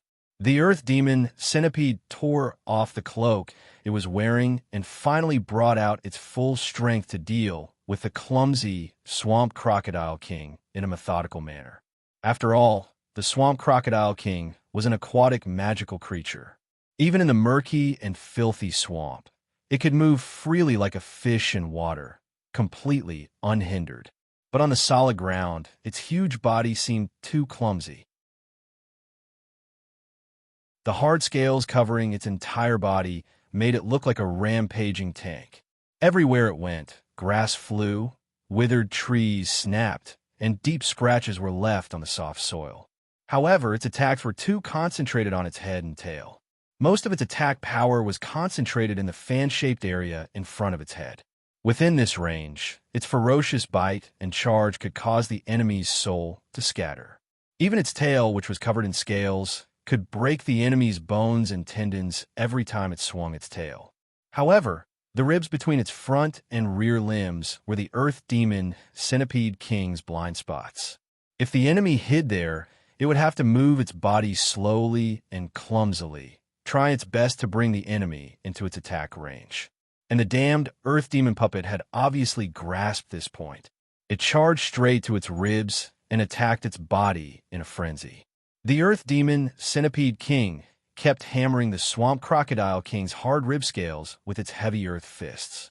It also attacked with earth spears, but it was all in vain. The giant Crocodile King that was covered in thick scales did not care about the damage. It simply spun in a circle, trying its best to twist its bloody mouth to the side, trying to chase away the annoying thing that dared to fight it in close combat. Meanwhile, the Earth Demon Centipede King maintained the same pace as it, preventing it from reaching it. The thick scales were a form of protection for the Swamp Crocodile King, but also greatly limited the range of its crocodile's mouth. The enemy was clearly in front of it, but it could not reach it at all. Even though the Earth Demon Centipede King had the upper hand, Grim, who was commanding from afar, did not seem happy at all. This won't do. The Earth Demon Centipede King would not be able to cause enough damage if it did not break through its scales. If this continued, it would only end helplessly. The Swamp Crocodile King was currently blinded by anger, which was why it kept tearing at the Earth Demon Centipede King. Once it came to its senses, it would not dare to return to the swamp it was familiar with. The Earth Demon Centipede King alone would not be able to stop it. Fortunately, Grim had analyzed the strengths and weaknesses of the Swamp Crocodile King before coming here, so he knew its weaknesses like the back of his hand. Under his command, the Earth Demon Centipede King no longer attacked the Swamp Crocodile King's body in vain. Instead, it constantly released earth spears below its body. Most of the Swamp Crocodile King's body was covered in thick scales, giving it excellent physical resistance. However, there was still a part of its body that was not covered, and that was its abdomen. The earth spears that constantly shot out not only dealt physical damage, but also earth damage. However, the Swamp Crocodile King was also an earth-type magical creature, so it had great resistance to earth damage. Yes. Even so, the pure physical damage caused the Swamp Crocodile King to groan in pain. In the magical swamp, there were almost no magical creatures that could penetrate its thick scales and attack its weaknesses. This was why it was the overlord of this vast swamp. But today it had encountered this troublesome puppet, and it was very, very hurt. After the pain, the Swamp Crocodile King remembered that it also had a similar innate ability. It angrily raised its neck and hissed. Thick earth elements instantly filled its body. Swamp. Grim clenched his fists, trying his best to analyze the Swamp Crocodile King's innate ability. When he discovered that it was a swamp spell, he could not help but shout excitedly. "This is great! This Swamp Crocodile King is dead for sure." To be honest, if the Swamp Crocodile King's innate ability was an earth-type attack spell or a support spell that increased its defense, Grim would not hesitate to recall the Earth Demon puppet and leave. But if it was a swamp spell, then Grim's chances of winning today's battle would soar to 70%. As expected, while Grim was cheering, an extremely hilarious scene appeared on the battlefield. The area within 50 meters of the Swamp Crocodile King's body instantly turned into a flowing swamp. If it was any other creature, they would have been caught off guard and would have been stuck in the quicksand, unable to move. With such a large area of effect restriction spell, coupled with the swamp crocodile's frightening physical attacks, it ensured that it was the overlord. Unfortunately, the earth demon puppet was also an earth-type creature. The flowing swamp that other creatures would sink into was like ordinary flat ground to the earth demon puppet. It did not feel anything when it stepped on it. The earth demon puppet's heavy and sturdy body seemed to have suddenly become weightless. It steadily stepped on the quicksand, not even the slightest dent. Thus, on this slowly wriggling quicksand swamp, the two earth-type creatures started a great show of a cat toying with a mouse. The earth demon puppet had already given up on the useless mud spear thrust. Instead, it continuously released earth spear thrusts at its opponent. On average, it could cast one every 11 seconds. After all, the earth spear thrust was an area of effect spell. Although the earth demon puppet could not see the softest part of the giant crocodile king's abdomen, nor could it see the specific effects of the attack, as long as the earth demon puppet's position was not too bad, it would be enough to injure the giant crocodile king. After fighting for a quarter of an hour, the swamp crocodile king could not hold on any longer, and its movements were much slower than before. It could not attack its enemy for a long time, and instead, its chest and abdomen were in constant pain. This stifling way of fighting made it extremely angry. However, its intelligence also made it understand that if it continued to fight like this, it would really die at the hands of this little guy. The swamp crocodile king no longer fought with the earth demon puppet. It turned around and crawled towards the swamp in the distance. However, its actions were already predicted by Grim. When it turned its body with difficulty, it discovered that another human in a black robe was blocking its way back. In his hand was a strange accessory in the shape of a spider. With its keen sense of smell, the giant crocodile king smelled the long-lost scent of flesh and blood on the person blocking its way. It could not help but hiss angrily. Facing the instigator of today's plot, it pounced forward in anger, intending to knock the enemy away and escape to its familiar territory. Unfortunately, in the next moment, a vast expanse of white cobwebs covered its head and stuck to its short and thick forelimbs. At the same time, a fiery red arrow of flame shot out and pierced the top of its long and flat mouth. That was where its head was, and also the place closest to its eyes. The swamp crocodile king suddenly closed its eyes. There was a layer of fine scales on its thick eyelids. Then it felt a pain in its forehead, and a violent flame engulfed its head. Its forelimbs were entangled, and its eyes were burning with pain. It could not see anything, and its movements could not help but slow down. As a result, the earth demon puppet beside it attacked even more frequently. For this battle, Grim had spent all his fortune. These single-use spiderweb tools were not cheap, and he felt his heart bleed with each one he used. However, in order to limit the giant crocodile king's escape, he could only keep activating them and entangle its limbs. The swamp crocodile king's main body was too strong, and its initial strength was estimated to be above 14. With such strength, each spider web could only restrict it for less than 6 or 7 seconds. If it was not for Grim constantly attacking its eyes with flame arrows, preventing it from opening its eyes, it might really have broken through and escaped back to its nest. Chapter 41. The swamp crocodile king was dead.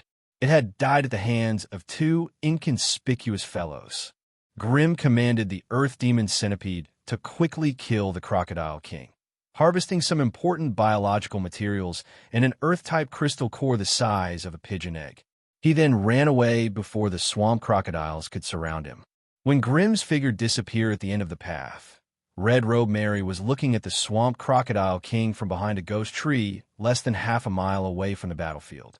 Underneath her body were 14 corpses of the carrion crows that were scattered in a crooked manner.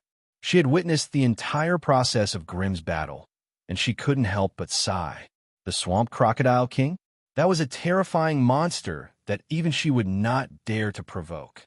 Although the swamp crocodile king was only a high-rank acolyte, and she was also a high-rank acolyte, their true battle strength was not calculated in this way.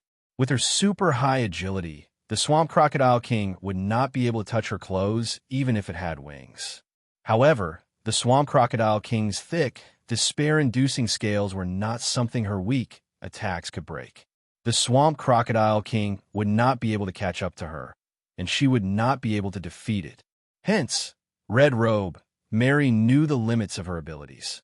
She might have been able to bully many acolytes when she did not have any good defensive measures.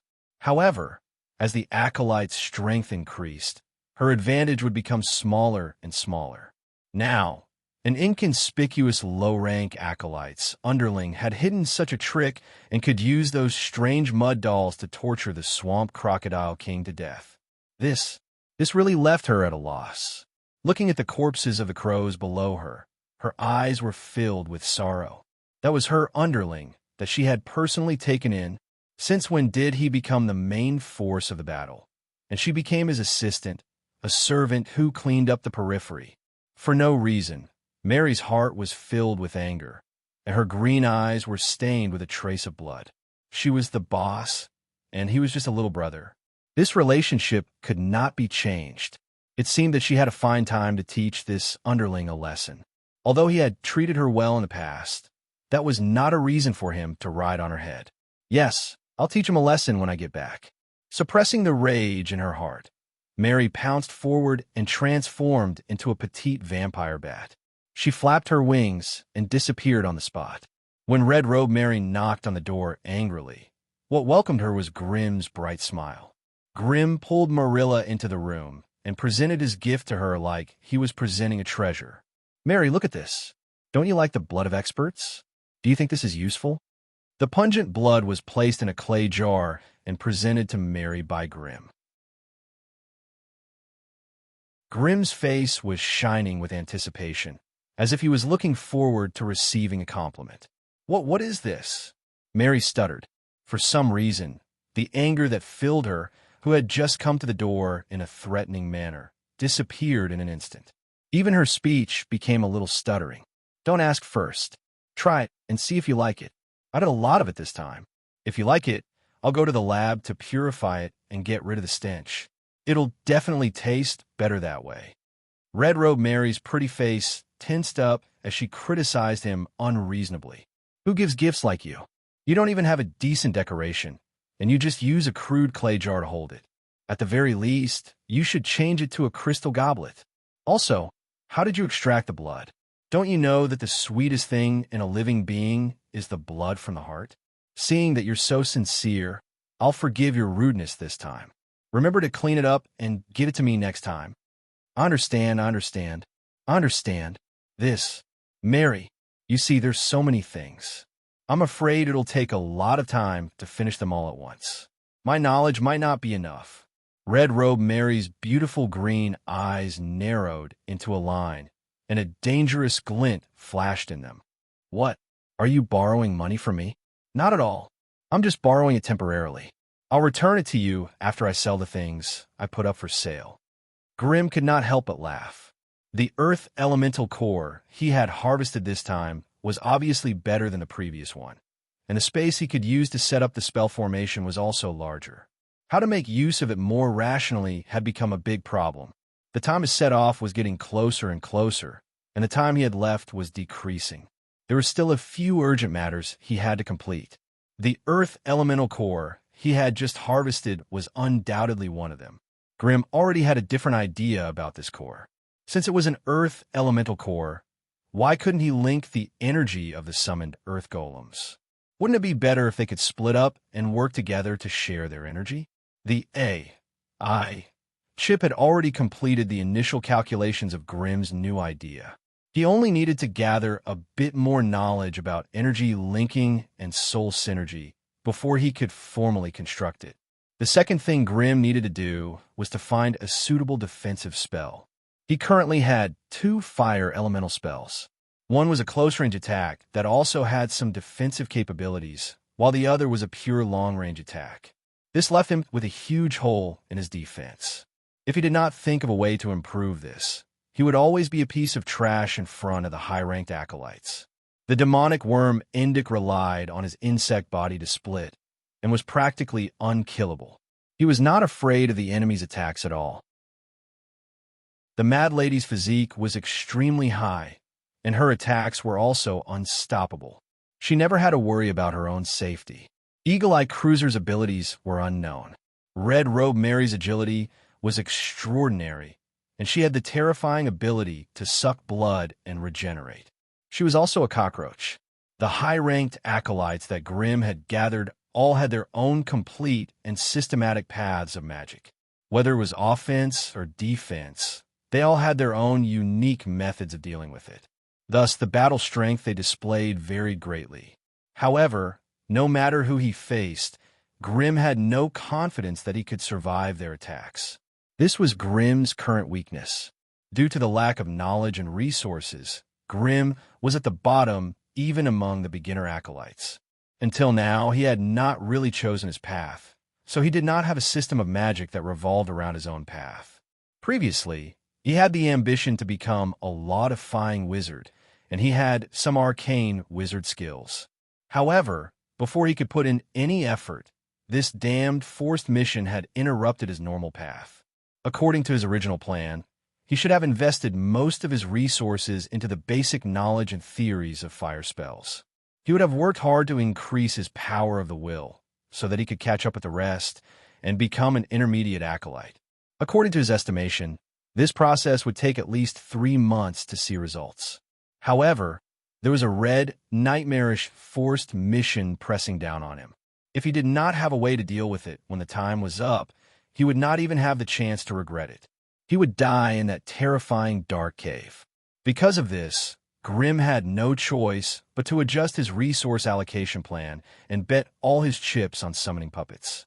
The direct result of this was that Grimm was almost bankrupt.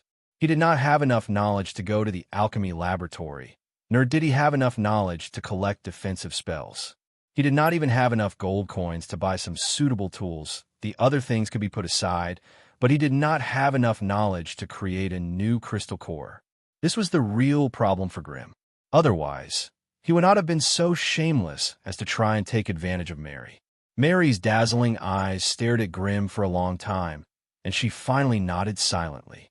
After receiving an investment from Mary, Grimm immediately rushed to the alchemy laboratory and extravagantly chose 7 hours of time. This time, the earth crystal core left by the Swamp Crocodile King was the size of a pigeon's egg.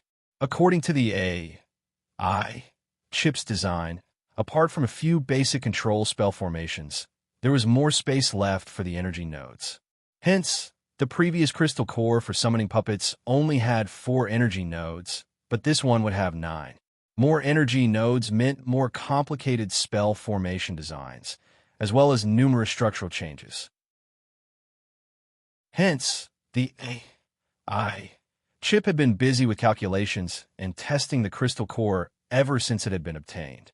Only after Grimm had dealt with the various spell formation materials properly did the AI chip complete its work. Beep. The new summoning crystal core design has been completed. Begin data transmission.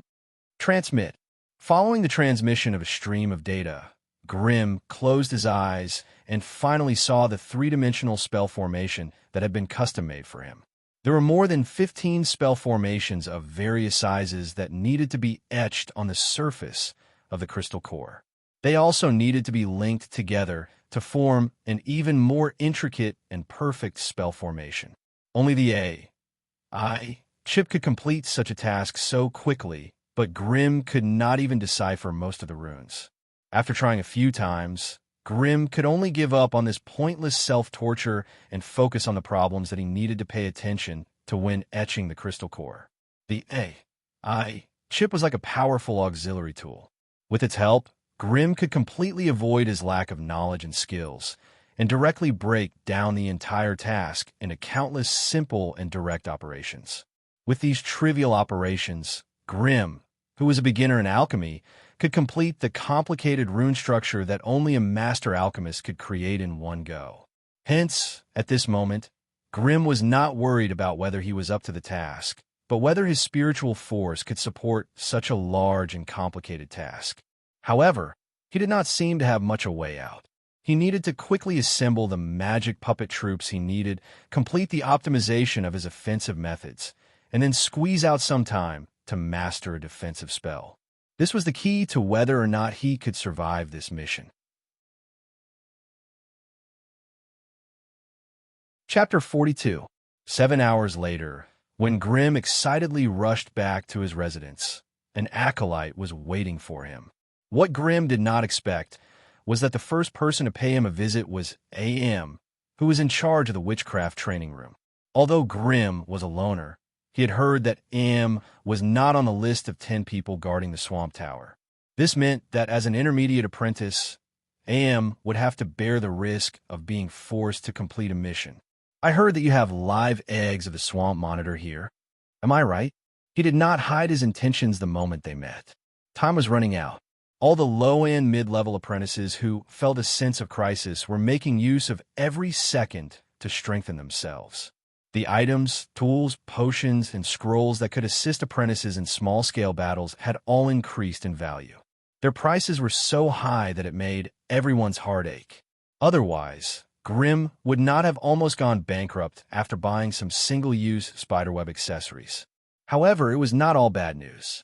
Grimm saw many rare materials that he would never have the chance to see in Danny's shop. These were definitely the treasures of apprentices in the tower. Many of them were even materials that they had prepared for themselves to advance in the future. Unfortunately, when the force mission was right in front of them, they had no choice but to give up on their futures and sell these things in exchange for items that could instantly increase their combat power. Grimm politely invited AMU into the house.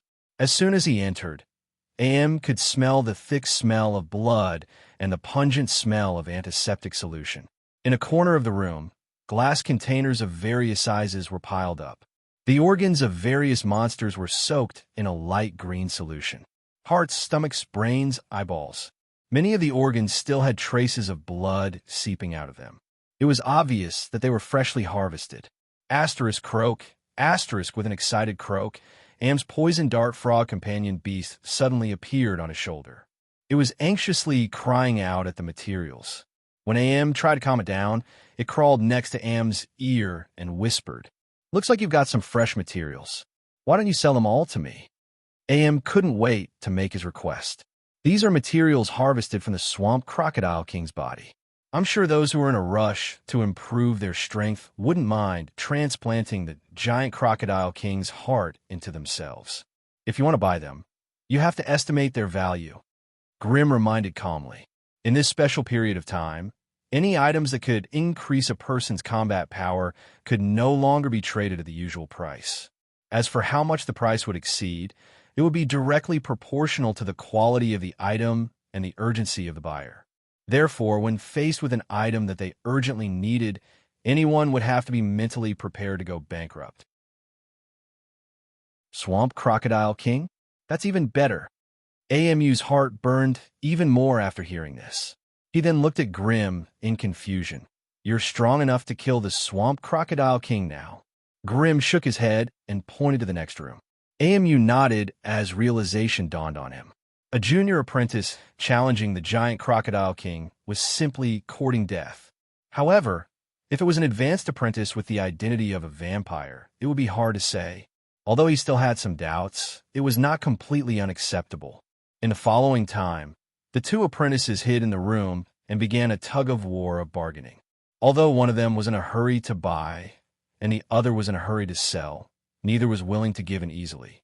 Finally, after 2 hours of difficult negotiations, Grimm sold all the active materials for 17 knowledge points, 3 magic crystals, 1 screaming tree branch, and a bottle of invisibility potion, weak.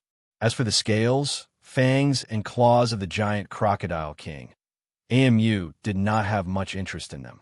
However, he could consider selling them to apprentices who wanted to become body refiners. If not for the lack of time, Grimm actually wanted to extract the spine and tendons of the giant Crocodile King. Those were the most sought-after materials for close combat apprentices. However, he did not have enough time. Even if he rushed back now, the bones of the giant Crocodile King would have long been devoured by his own kind. After AMU moved the materials away a few times, Grim immediately rushed to the library with the knowledge points that had not yet warmed up. This time, he was specifically aiming for those fire defense spells. High-temperature field, a low-level defensive fire spell, forms a high-temperature field around the user's body. Enemies that enter the area will be roasted at high temperatures, causing rapid water loss. Range 1. This is the prerequisite for the later stages of the fire barrier spell. Flame impact, a low-level defensive fire spell, places elemental nodes around the user. Any enemy that touches the nodes will suffer 3 to 5 points of fire damage. Range 8 meters. Number of elemental nodes 17. Body of flame, a low-level defensive fire spell, transforms a part of the user's body into elemental particles temporarily to avoid fatal attacks. It also greatly increases the user's fire resistance. Range. This is the prerequisite for the later stages of the fire barrier spell. Flame shield, a low-level defensive fire spell, forms a small flame shield in front of the user. It can block most long-range spells and close-range attacks. Enemies that attack the shield will suffer 1 to 2 points of fire damage. Range 3 meters. Defense 3. This is the prerequisite for the later stages of the Flame Shield spell. Flame Shield, a mid-level defensive fire spell, forms a 3-sided flame shield around the user. Before the shield breaks, it can block all long-range and close-range attacks. Close-range enemies will suffer 3 to 5 points of fire damage. Range 5 meters. Defense 8. Requires Flame Shield as a prerequisite.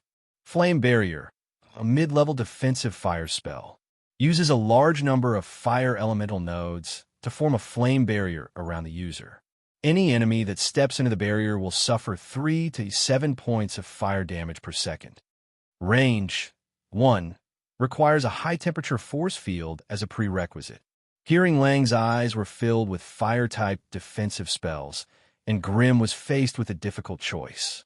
These defensive spells all had their own advantages and disadvantages. Hence, he had to carefully distinguish the differences between them in order to choose one that was suitable for him. Moreover, most defensive spells had their own systems. Some mid-level defensive spells would require low-level defensive spells as a prerequisite before they could be learned. Once he went down the wrong path, he would have to spend more time and energy to correct it. Grim gave simple analysis. The high-temperature force field and the flame barrier were of the same system. They were both control-type barrier spells. It did not have a physical defense, so it could not provide much protection against long-range attacks. However, it was exceptionally effective against a large number of close-range attacks. The 5 to 7 points of fire damage per second of the flame barrier in the later stages will be an unbearable pain for enemies that only had close-range combat abilities. For example, Grim's vitality was only at 14 points. If he was enveloped by the flame barrier, he would be burnt to a crisp in less than 3 seconds. What could he do in just 3 seconds? If not for some enchantments, Grim would have been burnt to death before he could even cast a proper spell. One could imagine a quasi-sorcerer with a flame barrier suddenly appearing in the middle of a group of low-level apprentices. The scene would be perfect. He did not even need to do anything. Just the fire damage from within the barrier would be enough to burn a group of rookies that did not have enough fire resistance. Every time he thought of such an exciting scene, Grim could not help but tremble. However, when he thought of how the flame barrier could not block the attacks of his enemies, he felt a pain in the ass. In comparison, the Flame Barrier and Flame Barrier series were much more low-key. They used dense fire elemental particles to form a shield that surrounded the body to defend against spells and close-range attacks. If an enemy dared to get close before the shield broke, they would be able to counterattack with a decent amount of fire damage. Overall, the ability to deal group damage was not obvious, but the individual defense was excellent. Hence, it was no surprise that Grim chose to borrow the Flame Barrier and Flame Barrier books. Here, buying a Flame Barrier book required 15 knowledge points, but borrowing it once only required 3 knowledge points. Hence, most acolytes would rather borrow it a few times and slowly copy it themselves than spend so many knowledge points to buy the books. This was where the power of the A, AI chip was displayed. As long as he borrowed a book once, Grimm would be able to use the AI chip to scan and store all the information in the book. Then, he could slowly comprehend it. This way, he could save a lot of knowledge points and borrow more books. Moreover, defensive spells were not something that could be learned on a whim. One would need to borrow a large amount of prior knowledge. So Grimm gritted his teeth and borrowed all of them in one go. Effect of fire elemental density on spells, elementary flame control techniques, analysis of flame barrier, elemental characteristics of distributed flames. Carrying a large pile of borrowed books, Grimm hurried back to his residence. However, just as he reached the door, the wooden door next door opened with a creak. Mary's pretty, cold, and arrogant face popped out. "Where's my present?" "Gah!" Grimm froze on the spot. He had been so busy with his summoning core that he had forgotten about this matter. Seeing Mary's gloomy face, who looked like she was about to go berserk, Grimm hurriedly shouted, "1 hour. Just 1 more hour. The present is almost ready." Chapter 43. After tirelessly dealing with Mary, Grimm finally had time to prepare for the upcoming mission. In order to better protect his life during the mission, Grimm had used up almost all of his resources to stock up on alchemy items that could deal with all kinds of emergencies. The Shrieking Branch he had just obtained from the trade with AMU belonged to this category. The Shrieking Branch was a strange item bred by nature. If one cut it off and kept it close to one's body, it would let out a shriek similar to a woman's when the host was cursed. The Shrieking Branch that AMU had traded with Grimm could still be used 3 times, so it was an essential protective item. If he wanted to go out, he would have to prepare a lot of similar items. Hemostatic ointment that could speed up the healing of wounds, wisteria that could reattach broken limbs, antidotes that could dispel common poisons, wormwood powder that could repel insects and snakes when camping in the wild, amulets that could detect spiritual creatures. Apart from the unpredictable magical beasts and monsters, the most troublesome thing to deal with was this same kind, with all kinds of strange abilities. If he was well prepared, he might be able to save his life at a critical moment. Therefore, when preparing these items, Grimm always tried to consider all the possible situations so that he would not be a loss when he encountered certain situations. More importantly, Grimm had specifically looked up information related to the gloomy crypt for the possible location of the mission. He had a preliminary understanding of the place. What surprised Grimm was that the underground of the Wizard Continent was not just solid rock and soil. There were many deep and winding underground tunnels and caverns of various sizes. The caverns were densely covered with glowing rocks, luminous crystals, and phosphorescent moss, lichens, and fungi. Compared to the surface, strange plants were very common there.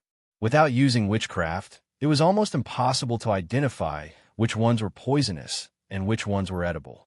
However, what was more terrifying were not the mutated plants and animals, but the many deformed, evil dark creatures and some fallen wizards who had left the path of wizards. Most of them had committed serious crimes in the Wizard Continent.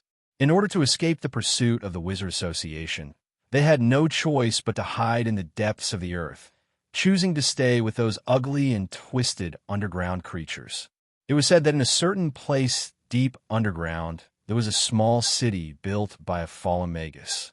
It was simply a place where evil ran amok, and the atmosphere was foul. Due to the complex terrain of the underground world and the numerous passageways, several major sorcerer organizations and associations of the Sorcerer Continent had organized countless purge operations. Unfortunately, they were unable to completely annihilate them every time. Instead, they allowed them to grow stronger step by step. Now, since City had hundreds of official sorcerers, and it could be considered an alternative force outside of the orthodox sorcerer system, the fallen sorcerers. The dark crypt that Grimm needed to explore was only one of the dozens of openings on the surface of the underground world. Although there were sorcerer towers and official sorcerers guarding the place, it still couldn't stop the fallen sorcerers from using all kinds of methods to sneak in and out. With the abilities of apprentices like Grimm, it was impossible for them to fight against the fallen wizards. Therefore, What they needed to do was to investigate the distribution of magical beasts in the area 10 miles below the surface. At the same time, they also needed to check for traces of the fallen sorcerers. The first task was easy to complete, but the second task was very dangerous. If they really encountered a fallen sorcerer during the inspection, even the apprentices who were quasi-sorcerers might not be able to escape. Therefore, facing such a situation, Grimm needed to prepare some special tools to deal with it.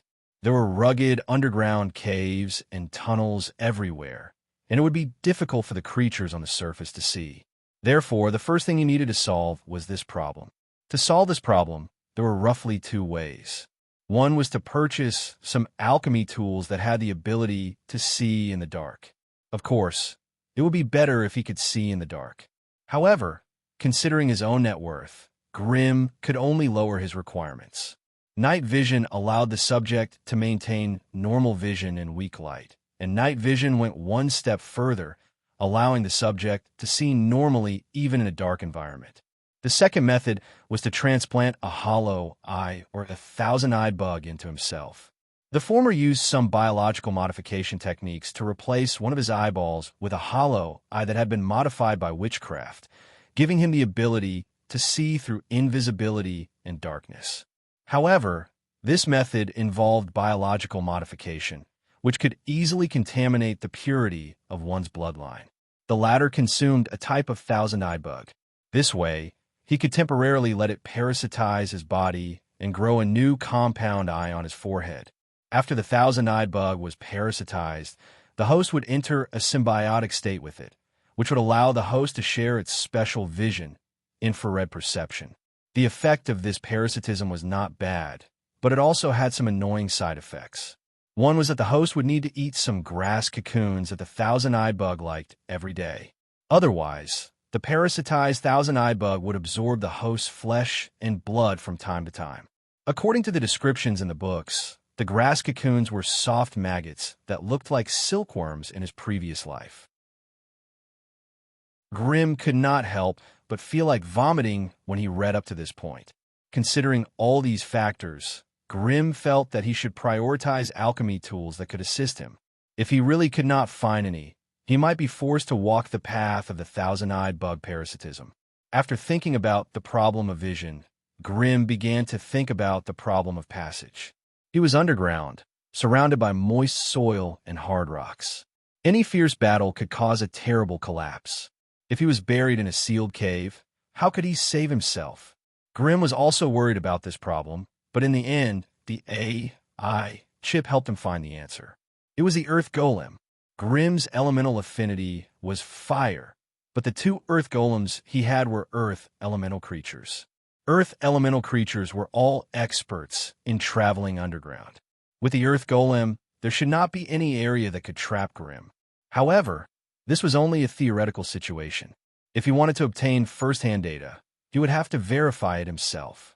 Therefore, Grimm first went to Danny and asked to buy a night vision amulet, then slipped out of the wizard tower again.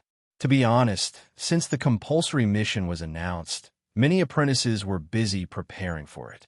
The regular patrols outside the wizard tower had been suspended, so Grimm was not worried that someone would come and disturb him while he was practicing his skills.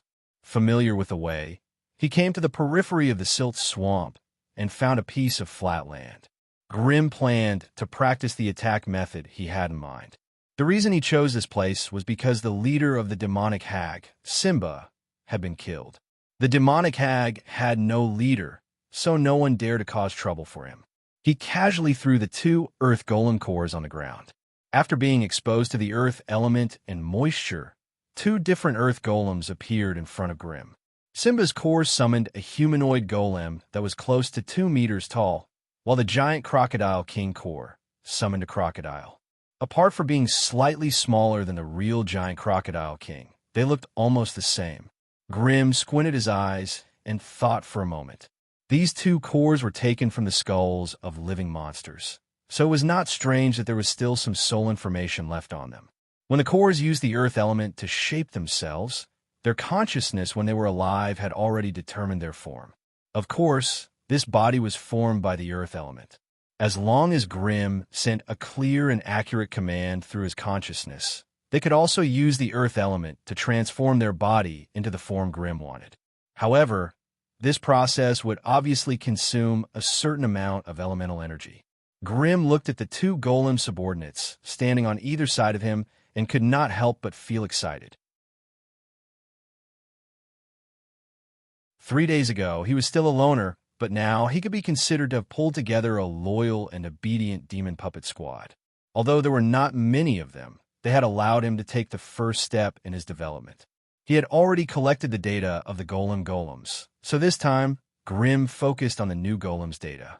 Mud Crocodile, Golem Battle Type, Semi-Summon Golem. Strength Assessment, Senior Apprentice, Medium, Base Attributes, 16 Strength Agility, 3 Vitality, 17 Spirit, 8 Innate Skills, Active Earthquake. Range of effect is less than 5 meters. The intensity of the tremors has obvious effects on small creatures. Medium creatures have normal effects. Large creatures and above have no effect. Cooldown time, none. Quagmire, area. Earth Elemental Control, area spell.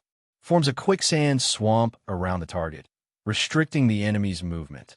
Spell range, 10 by 10 meters. Cooldown time, 120 seconds. Slow ray, single target. Earth Elemental Attack spell. Injects pure earth element into the target's body through the line of sight, causing the earth element to precipitate and accumulate, slowing down the enemy. Spell attack range, 10 meters. Cooldown time, 15 seconds. Innate skills, passive earth self-healing. Passive earth elemental ability. Can extract earth element from the earth under one's feet to replenish the body's losses. Can heal 10% of the body's damage every minute. As expected of the Swamp Crocodile King, which was much stronger than Simba. The Mud Crocodile puppets made from its core were much stronger than the Golem in terms of basic attributes, except for agility. Moreover, its battle skills complemented its own abilities. It was obvious that it was a violent golem that would engage in a chaotic battle. However, Grim did not bring them out today to show off his muscles.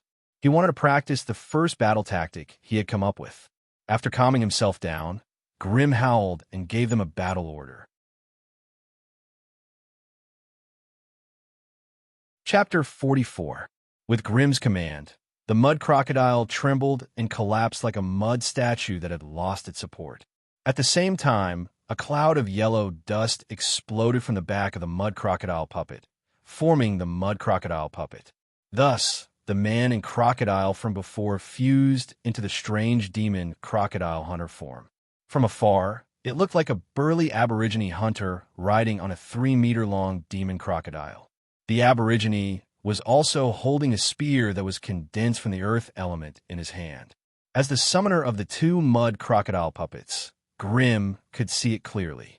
The native was not riding on the crocodile at all.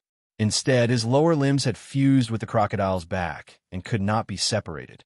As mud crocodile puppets, they could not leave the earth for a moment. Otherwise, they would lose an endless supply of earth element. Now that the two had fused together, most of their abilities were stacked together. The dense earth elemental energy condensed into a layer of crystalline earth armor on the surface of their bodies, which already had a faint hint of stone armor. Crocodile Hunter.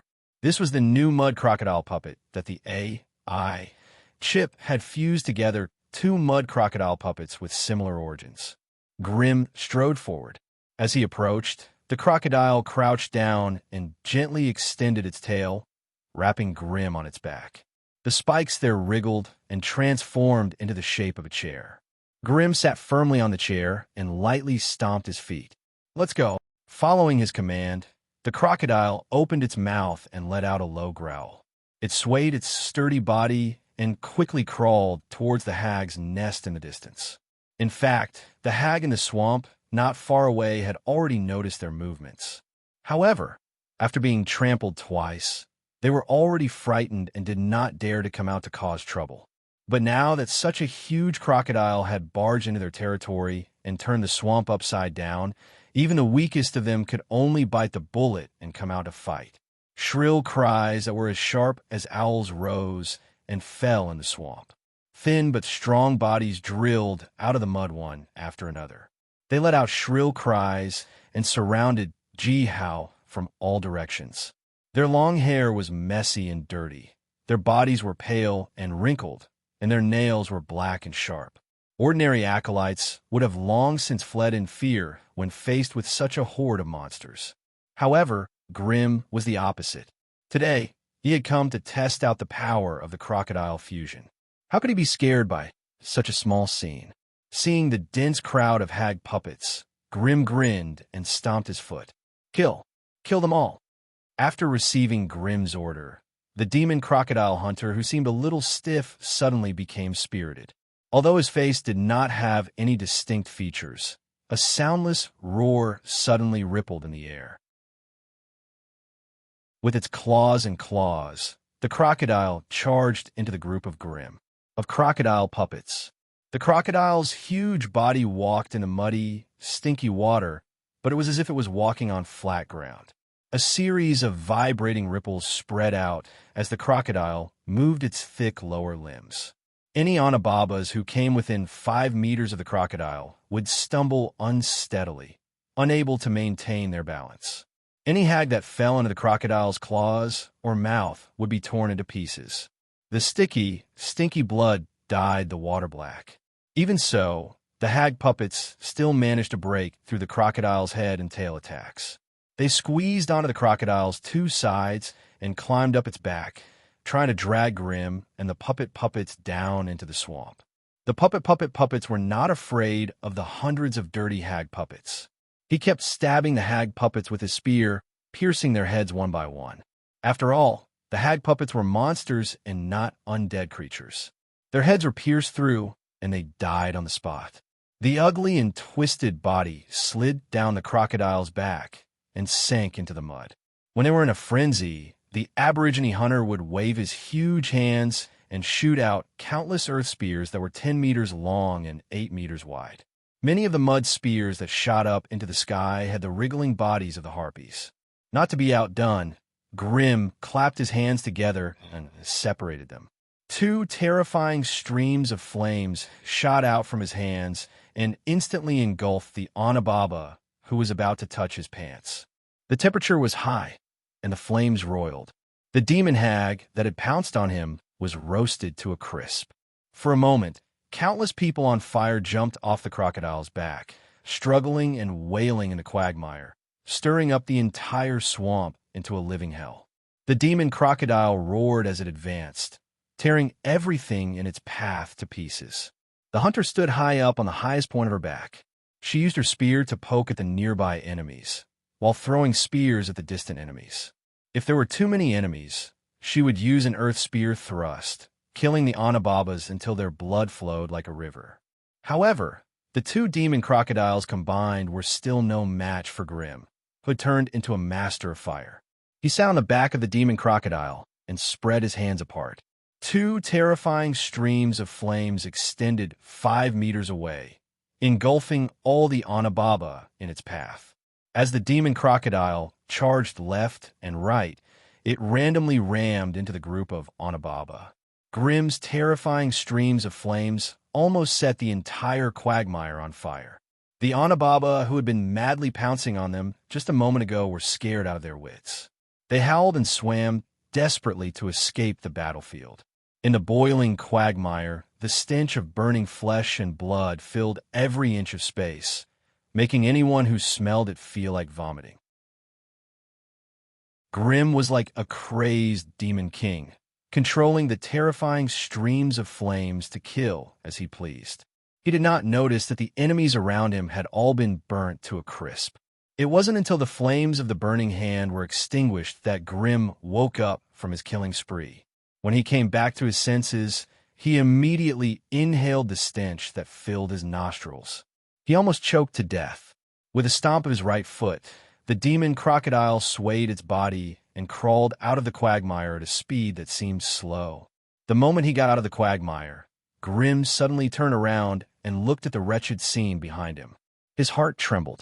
At that moment, when he could slaughter the weak without any scruples, Countless terrifying consciousnesses surged into his mind, driving him crazy and making him crazy. Although that feeling was carefree, it went against the teachings of a magus that required one to always remain calm and rational. AI, chip, activate elemental vision. Grim ordered softly. Beep. Elemental vision activated. Under the illumination of the multitude of elements, Grim looked around and saw that the quagmire was filled with wailing souls. No wonder his mind was stolen, and he seemed to have become a completely different person. It was all because of these souls. If it was an acolyte who had an affinity with dark elemental particles, they would have run into the quagmire to collect these souls. For them, these high-quality souls were the best casting materials, but Grim could not do it. Without the protection of dark elemental particles, if he were to come into close contact with these negative energy spirits, his mind and body would be corroded to varying degrees. In the long run, he would definitely shrivel up and his flesh would be corroded. That was why he always kept a respectful distance from these spirits. Just now, he had only wanted to kill to his heart's content and had almost forgotten his original goal. Now, he slowly reflected on the performance of the demon crocodile hunter. Overall, the demon crocodile hunter had the strength of a high-ranked acolyte. It would not be a problem for him to suppress a mid-ranked acolyte. Even if he were to face one of the top 3 acolytes, Grim had the confidence to fight him. However, it was hard to predict who would win.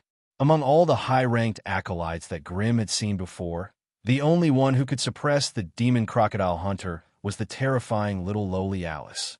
As for the other high-ranked acolytes, they would only be able to gauge each other's true strength after a serious battle. As for the demon crocodile hunter, Grim's true weakness lay in him. As his summoned puppet, as long as he could defeat Grim, he would be able to defeat the demon crocodile hunter. It was easy to imagine that if the battle really broke out, most of the enemy's firepower would fall on Grim. If he could not withstand the attacks, the demon crocodile hunter would not have a chance of winning no matter how durable it was. Therefore, Grim had to find a way to make up for this weakness. This was the second test he had to face today. Demon crocodile hunter dive. Following Grim's order, the small throne under him began to move forward, and the earthen puppet in front of him began to expand, gradually swallowing him. When Grim's body completely disappeared inside the earthen puppet, the demon crocodile let out a short hiss, and its body was covered in yellow dust. The next moment, the entire demon crocodile hunter disappeared. It was as if he had suddenly sunk to the bottom of a dark sea. Grim's breathing suddenly stopped and was replaced by a thick, earthy smell. All of his senses had disappeared, but there was a powerful external force pressing down on him. This external force was so huge and all-encompassing that it squeezed almost every inch of his bones until they creaked and popped. However, as the earth element around the demon crocodile hunter dispersed, this external force also began to dissipate until it completely disappeared. Although he couldn't see or hear, Grim's psychic energy slowly spread out and replaced his eyes and ears to sense everything around him. This was traversing underground. Although his speed was not fast, it still gave Grim the illusion that he was riding on clouds. The demon crocodile hunter seemed to be floating in a sticky and heavy liquid, constantly consuming the earth elemental energy stored in its body to break through the soil around it. It slid through the layers of soil like it was sliding on a snowy ground. Chapter 45. With the help of the crocodile hunter, Grim was like a fish swimming in water as he quickly traveled 3 meters underground. His mental strength penetrated the dense earth element mist and transmitted everything he sensed along the way back to Grim's mind. The twisted roots of the ancient trees, the broken rocks, the wriggling underground insects and reptiles, the gophers and cockroaches curled up in their nests, the rotten branches of the dead trees, and the unknown broken fragments. It was just a short journey, but Grim had vaguely caught a glimpse of another world that was completely different from what he knew in the past. In this hidden world, Grim was like a cold emperor overlooking the world. He had no thoughts, and no self. If he really wanted to, he could casually send out a thought, and the demon crocodile hunter could turn this place upside down. Although he wanted to experience the different perspective of traveling underground, he could not hold on for more than a quarter of an hour. This time, it was not that his mental force was insufficient, but he was running out of breath. As a wizard apprentice who had mastered extraordinary power, Grimm's body was much stronger than a normal person's in terms of resistance and endurance. A normal person would pass out after holding their breath for a minute, but Grimm only felt suffocated after a quarter of an hour. Under his command, the earth element around the crocodile hunter vibrated and separated the thick layer of earth above its head, slowly burrowing out of the ground. The sudden appearance of the demon crocodile hunters shocked the surrounding monsters. Countless sharp infant cries rang out, and negative curses fell on them like raindrops. Damn it! It went into the baby monster's nest. Grimm cursed in a low voice and urged the crocodile hunter to rush out of the baby monster's encirclement. Although the baby monster's curse ability was strange and hard to defend against, they were only a group of low-level monsters after all. When faced with the crocodile hunter, their curse success rate was not high. Instead, the native hunter on the back of the crocodile hunter threw out a few spears and killed 2 baby monsters. The rest of them scattered and hid in the bushes, not daring to act rashly. Perhaps only now did Grimm vaguely understand the mentality of Alice and the other 2 when they entered the magic swamp. Once they had the strength and capital of a high-grade apprentice, ordinary low-grade magical beasts were no longer a threat to them.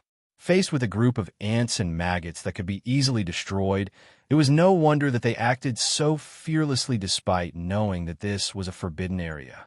To be honest, if Wizard Anderson didn't make a move, the students and swamp monsters here would not be able to do anything to the 3 of them. As for what happened to Alice, it was a complete accident. It was precisely because Alice's abilities were too powerful and her strength was too terrifying that the demonic worm Endic had no choice but to fight her with his life on the line. Coupled with Grimm, who was not very strong but had sharp eyes, Alice had suffered one setback after another and almost lost her life in the silt swamp. These hateful baby monsters were a group of terrifying monsters for Grimm in the past. Once he fell into their encirclement, even with the protection of the witchcraft amulet, he would still end up in a miserable state. But now, with the help of the demon crocodile hunter, Grimm could kill them as if they were dogs. He no longer felt fear and panic like before. Unknowingly, Grimm's mentality began to change bit by bit. Bullying the weak, the strong preying on the weak, being arrogant. These words sounded very harsh, but if he really wanted to be the stronger side, it would be quite satisfying. Grimm controlled the demon crocodile hunter to rush out of the Whispering Garden and arrived at a small gravel path. Only then did he jump off the demon puppet, dispel the earth element, and put away the 2 summoning crystal cores. This place was already very close to the entrance of the swamp tower, and it was time for Grimm to return to his original low-key and weak appearance. Grimm pulled his hood back to cover his face and sneaked back into the tower. This experiment was very successful, and it had greatly boosted Grimm's confidence. But at the same time, it also revealed some problems, the most serious of which was how to move underground for a long period of time. The demon crocodile hunter might not need to breathe, but Grimm did. Under the protection of the earth element released by the demon crocodile hunter, Grimm also had the ability to move underground.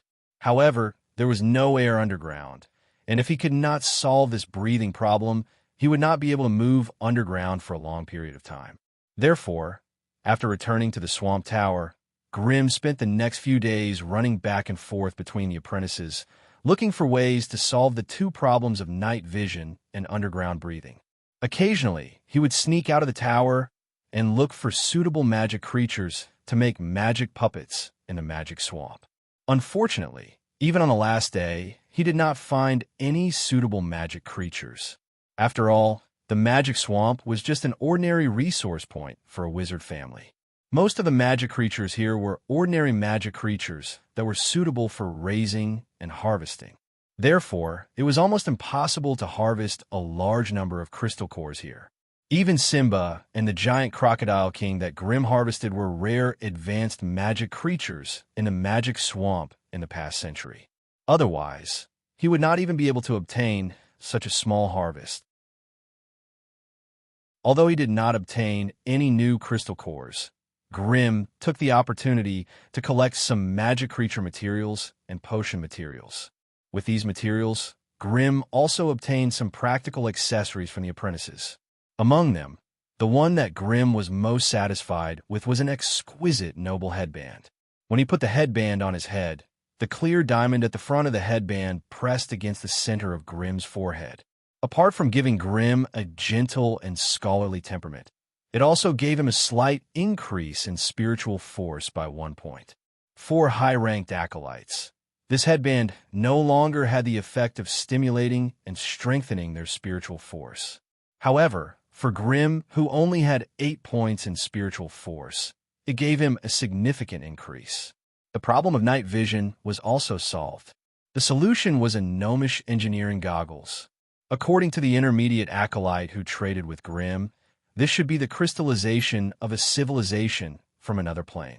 Wearing the goggles made from a combination of black leather and a transparent crystal, Grimm could clearly see everything around him in the dim light. After Grimm took it back, he had the AI chip scan it and analyzed it. This strange thing should be a product of a mechanical civilization. He could not sense any elemental waves from it, and it was just like an ordinary object. The reason why it could see in the dim light was because of the underground crystal that had been polished with a special method. As for the composition of the crystal, the AI chip had also analyzed it. It was not a product of the sorcerer world, but a special product of this mechanical civilization. As a large plane, the sorcerer world had also captured and enslaved countless small and medium-sized planes. This gnomish engineering goggles might have come from a secondary plane that had been enslaved. In the common knowledge of the sorcerer world, only official sorcerers had the right to travel between planes and conquer other planes. Those who were not official sorcerers, even those with outstanding talent, did not have the right to participate in the conquest of other planes. Therefore, Grimm could only imagine the possible appearance of this mechanical civilization as he carefully put the goggles into his bag. As for the problem of underground breathing, Grimm had also solved it using biological methods. Among the apprentices of the tower, there was also someone who was good at biological modification. He used snake vine grass, rootless purple leaf flower, insect oil, toad feces, and other strange things to make a respiratory organ that looked like a leafworm. When Grimm needed to go to a closed environment, he just needed to put this breathing organ in his mouth, and he would temporarily have the ability to breathe through his skin. When he no longer needed to breathe, he just needed to spit it out, and the ability would disappear. Since this was only an auxiliary organ and not an organ replacement, there was no problem of bloodline contamination. After solving these problems, Grimm could finally put his mind at ease. He no longer stepped out of his house and spent his days either meditating or studying the magic books he had just collected. On the 5th day of the compulsory mission, Grimm finally received a notification from the AI chip that the optimization of Flame Arrow had been completed. Beep. Flame Arrow's spiritual force model has been optimized. Would you like to display the content of the optimization? Yes, Grimm replied impatiently. Following the appearance of a long string of data, Grimm's mind projected the image of Flame Arrow, a long-range spell that had been optimized on a large scale. If Flame Arrow had been a magic arrow before, it had now become a flaming spear. The tamed and stagnant flames condensed into the shape of a spear. With a single thought from Grimm, the spear could be shot out quickly, dealing both physical and fire damage to the enemy. Flame Spear, a mid-level fire element offensive spell, condenses flames into the shape of a spear to attack the enemy. Physical damage, 11 points fire damage, 21 points attack range, 5 to 300 meters cooldown time, 8 seconds wizard power cost, 24 points with Grimm's 9. 37 points of spiritual force after wearing the noble headband. he only had 94 points of wizard power. A mid-level offensive spell like the Flame Spear could only be used 4 times before his spiritual force was exhausted. Therefore, it was better to save such a method as a trump card at a critical moment. After all, with the attack power of the Flame Spear, it would not be a problem for it to break through a mid-level acolyte's defensive spell. Even if he encountered a high-level acolyte with a defensive spell, the Flame Spear was still an offensive spell that could not be underestimated.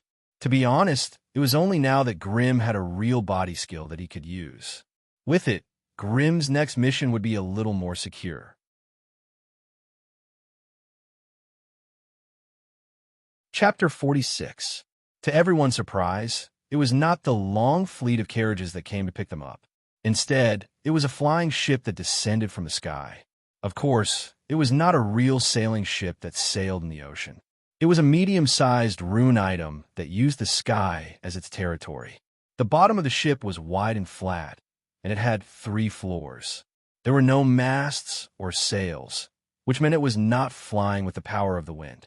When the 100 meters long, 30 meters wide giant ship came crashing down with an unstoppable momentum, all the wizard apprentices waiting in front of the wizard tower were suffocated. Grimm didn't know if the other wizard apprentices sensed it or not. However, through his elemental vision, he could see a vast amount of magic energy constantly surging from the rune lines and the strange wizard circles that were engraved on the bottom of the flying ship. There, the elemental particles were no longer single and isolated. Instead, they were kneaded together by a great magical force and became a powerful magic energy that could no longer be distinguished from each other. The reason why Grimm paid special attention to this was because of how magical and special this magic energy was. When it was used as a rune energy, it would show the characteristics of an elemental particle.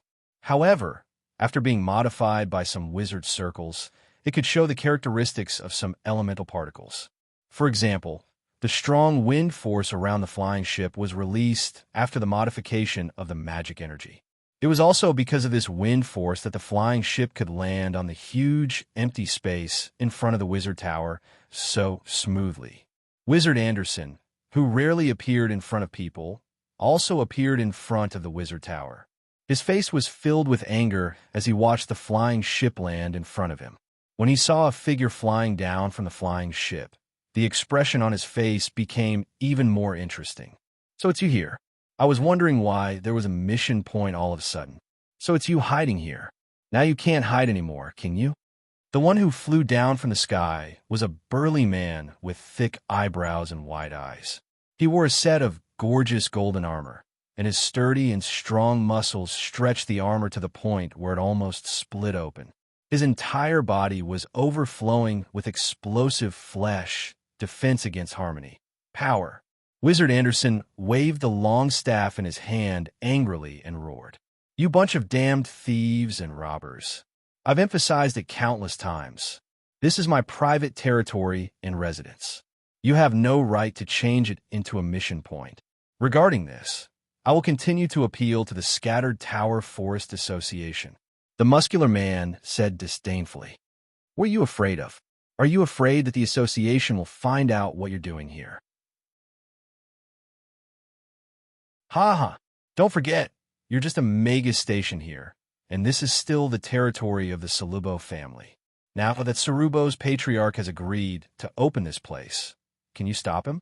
I advise you to pack up quickly. Don't let the patrolling magi of the association discover your shameful secrets." Turning his head to look at the many acolytes waiting in front of the Magus Tower, the muscular man's face revealed an expression as if he had expected it. "This is the result of your 20 years of guarding this place? 3.5 high-level acolytes, not even a quasi-sorcerer. This little vampire seems to have a good aptitude, but why does his foundation seem so weak? It smells like a bloodline has been grafted." The muscular man's gaze, which was as bright as the morning stars, swept across a few high-level acolytes. Those who met his gaze could not help but feel a piercing pain in their eyes, and had no choice but to lower their heads.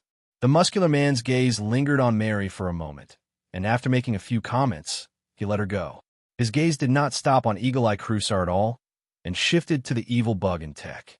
The moment he saw the evil bug in tech, a look of disdain and disgust appeared on the muscular man's face.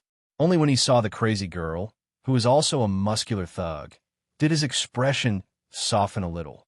As for the other beginner acolytes, they were completely ignored by the muscular man, and he did not even have the interest to check them out. Looks like the association should have set up a mission point here a long time ago. Look at how long you've been guarding this place. What kind of talents have you groomed for the association? Let me emphasize once more, this is my private territory. According to the agreement I signed with the patriarch of the Salubo family, The gloomy Magus Anderson continued to roar loudly. Ha! You should talk to the association about this. My mission is to transport the acolytes from each mission point to their own destination. I don't care about anything else. By the way, I heard that a few days ago, you taught Deborah's disciple a good lesson? That woman said that she's going to teach you a lesson. After saying this, the muscular man began to laugh evilly, rejoicing in other people's misfortune. Deborah, that crazy woman? She still has the nerve to say that her disciple broke into my resource point and messed it up. If it wasn't for her, I would have turned that little guy into a human specimen long ago. Now, I've only given her a small punishment, and she still has the nerve to come find trouble with me. It would have been better if this had not been mentioned. Now that this was mentioned, Magus Anderson's anger became even greater. A small punishment? Why did I hear that you implanted blood maggots in her body and almost sucked all the essence of that little girl? That's a rare seedling with the gift of space in Fanny's hut in the past 100 years, and she was almost destroyed by your hands. Tell me, why didn't Deborah come find you? Also, I heard that the acolytes from the other two academies were also messed up by you, which made their teachers very angry. In my opinion, you should be more careful when you go out these days. You think I'm afraid of them? If they have the guts, tell them to come find me in the magic swamp. Let's see who Anderson, am afraid of. The muscular man laughed out loud, but he did not expose Anderson's act. Instead, he turned his head to face the acolytes who were waiting. This airship is heading to the Alatia, Berkata, and Dagon regions. Acolytes who need to do missions there, hurry up and get on the airship. If you miss this airship, you can only run to the mission point by yourself. As for those acolytes who don't make it to the mission point on time, the association will deprive them of their acolyte status.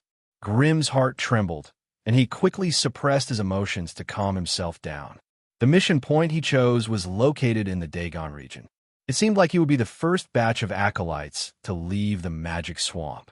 With a wave of the muscular man's hand, more than 10 acolytes from the magic swamp rushed towards the airship with simple luggage on their backs. Following the wooden planks that were put down from the airship, everyone orderly boarded this magical creation that was filled with the smell of alchemy. The spacious deck at the front of the airship was already filled with a dense mass of people. Looking at their clothing, they were acolytes of the same status as them. As the latecomers, the acolytes from the Swamp Tower were glared at and criticized by countless people the moment they stepped onto the deck. Although they could not hear what they were saying, based on their disdainful expressions and exaggerated tones, it was obvious that they were not saying anything good. As the 3 areas that this airship was heading to were all high-grade mission points, the acolytes who could board this airship were undoubtedly intermediate and high-grade acolytes. There were even a few quasi-wizards with extraordinary auras hidden among them. On the other hand, most of the acolytes from the Swamp Tower were intermediate acolytes. The only high-grade acolytes were the Mad Woman, Evil Worm in Tech, and Red Robe Mary. When Grimm followed the group to the deck, the crowd instantly erupted into an uproar. What? A beginner acolyte dares to go to the high-grade mission area. He's not looking for death, is he?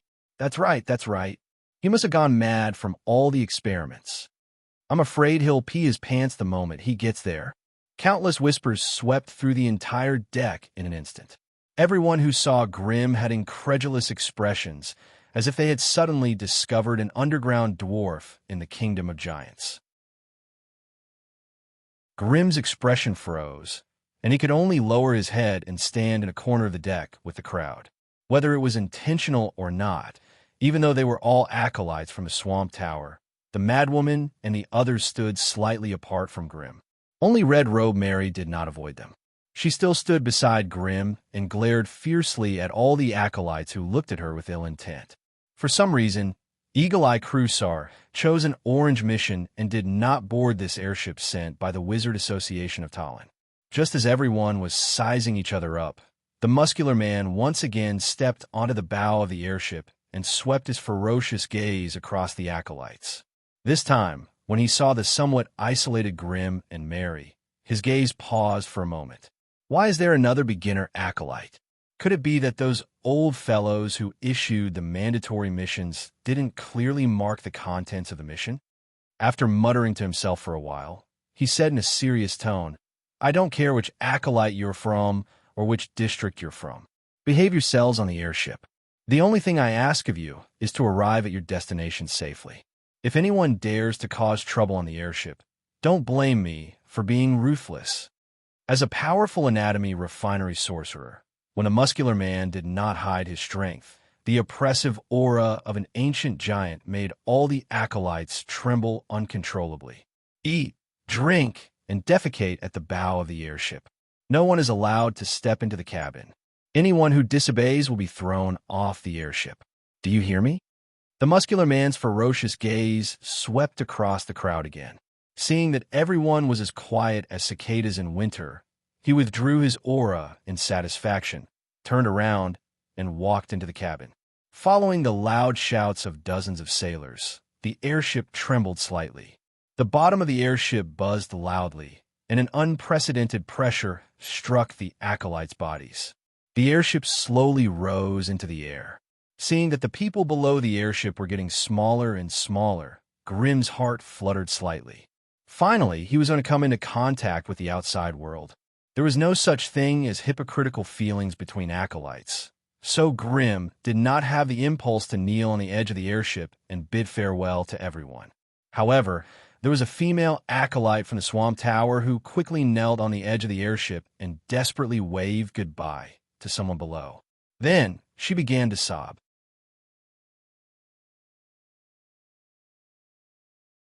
Chapter 47. The airship streaked across the sky at high speed, leaving a trail of fog-like particles behind it. Everything on the ground, be it people or objects, had turned into small black dots. Even a magic swamp that Grim had lived in for 6 years now looked like a dilapidated pond shrouded in mist. After staying in a magic swamp for so long, Grim had become unfamiliar with life in the outside world. After the airship reached a certain altitude, Grim leaned on the side of the airship and could clearly see the vast land within 100 miles. Apart from the magic swamp that was shrouded in thick mist, Grim also saw a few human villages and a small city nearby. The dark earth and lush green wheat fields were clearly visible, and there were also finger-sized mills and windmills. On the road that looked like a silver belt, he could vaguely see caravans the size of ants. The direction of the airship was heading south. The further he went, the more green the land became, but there were fewer signs of human activity. Near every human gathering point, Grim could see the dense forest and the bustling scene of wolves running and monkeys howling. This was actually the current situation of the Sorcerer Continent. Near every human gathering point, there were endless primitive forests and wild jungles. There were countless wild beasts, magical beasts, and monsters living there.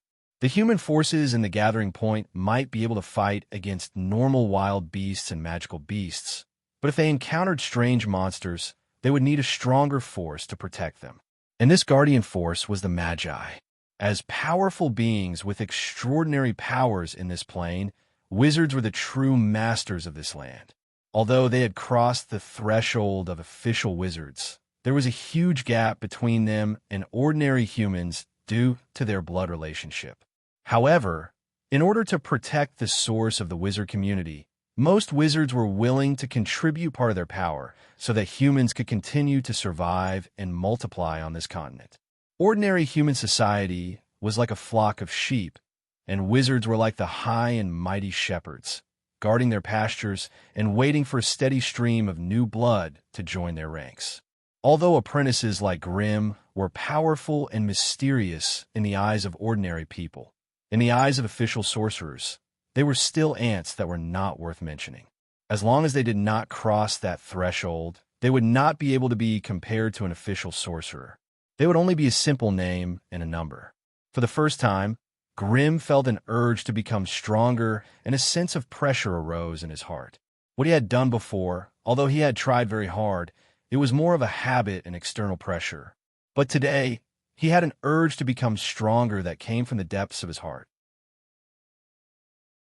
This was a mysterious and profound world, completely different from the Earth in his previous life. On Earth, the strength of an individual was insignificant. Only by relying on the strength of a group could one continue to develop and grow. But in this place, where the mana sea filled the world, the power of an individual was magnified thousands of times. What couldn't be done on Earth before was now possible here. For the first time, Grimm could not help but want to rely on his own strength to stand at the top of the world. He wanted to see the true appearance of this world. Perhaps this was the great will of the world's original intention of bringing him from a low-mana Earth to a high-mana world. The cold wind whistled past the side of the ship. Although the bow of the ship was protected by the wind barrier, so that the acolytes did not have to suffer from the cold wind, the temperature on the deck was still very low. Grimm only had 5 points in Constitution, so he could not rely on his body to resist the change in temperature. He could only desperately pull his robe tight. Mary was still wearing her signature thin red chiffon dress. Most of her white skin was exposed, but she did not feel cold at all. As long as one's constitution was above 10, they would basically not be affected by the outside world seasons. The bone-chilling wind that blew on Grimm's body was only a slightly cooler breeze in Mary's eyes. When one's constitution was above 15, even the most extreme environment was no longer a forbidden place for them. As for those who had more than 20 constitution, that was a terrifying level that only anatomy refinery wizards could reach. If they really reached that level, it would be very difficult to kill them even if they were thrown into the underground lava or the Arctic abyss. Compared to sorcerer apprentices, sorcerers had already undergone a qualitative change. Their life force had also been elevated to a level that was difficult to pry into. Although their paths were different, they were all about digging deep into one's strength. However, anatomy refinery wizards focused more on strengthening their constitution and strength, while law wizards focused on improving their spiritual force. The scenery outside the ship was breathtaking and beautiful, but after seeing it many times, there would always be a moment of aesthetic fatigue. Therefore, Grimm spread out a blanket and invited Mary to sit down with him. Meanwhile, he took the opportunity to quietly observe the people on the bow. When he boarded the ship, he had already sensed that he was the only beginner apprentice on the deck. Now, through the passive detection of elemental sight, he immediately had a more direct visual experience. Among the densely packed crowd, there was a glaring red light everywhere. Some of them had even reached an extremely dangerous state of redness. The AI chip in Grimm's mind quickly calculated the specific data. There were a total of 317 apprentices on the deck. Among them, 11 were prospective wizards, 92 were high-level apprentices, and the rest were intermediate apprentices. Well, Grimm, the unconventional beginner apprentice, had to be excluded. These prospective wizards were the big shots among the apprentices. Each of them was surrounded by a large group of opportunists who seemed to be fawning over them. However, the friendship between these prospective wizards was cold. They were clearly separated from each other and did not interfere with each other's business. It was as if they did not like to communicate with others of the same rank. This was actually understandable.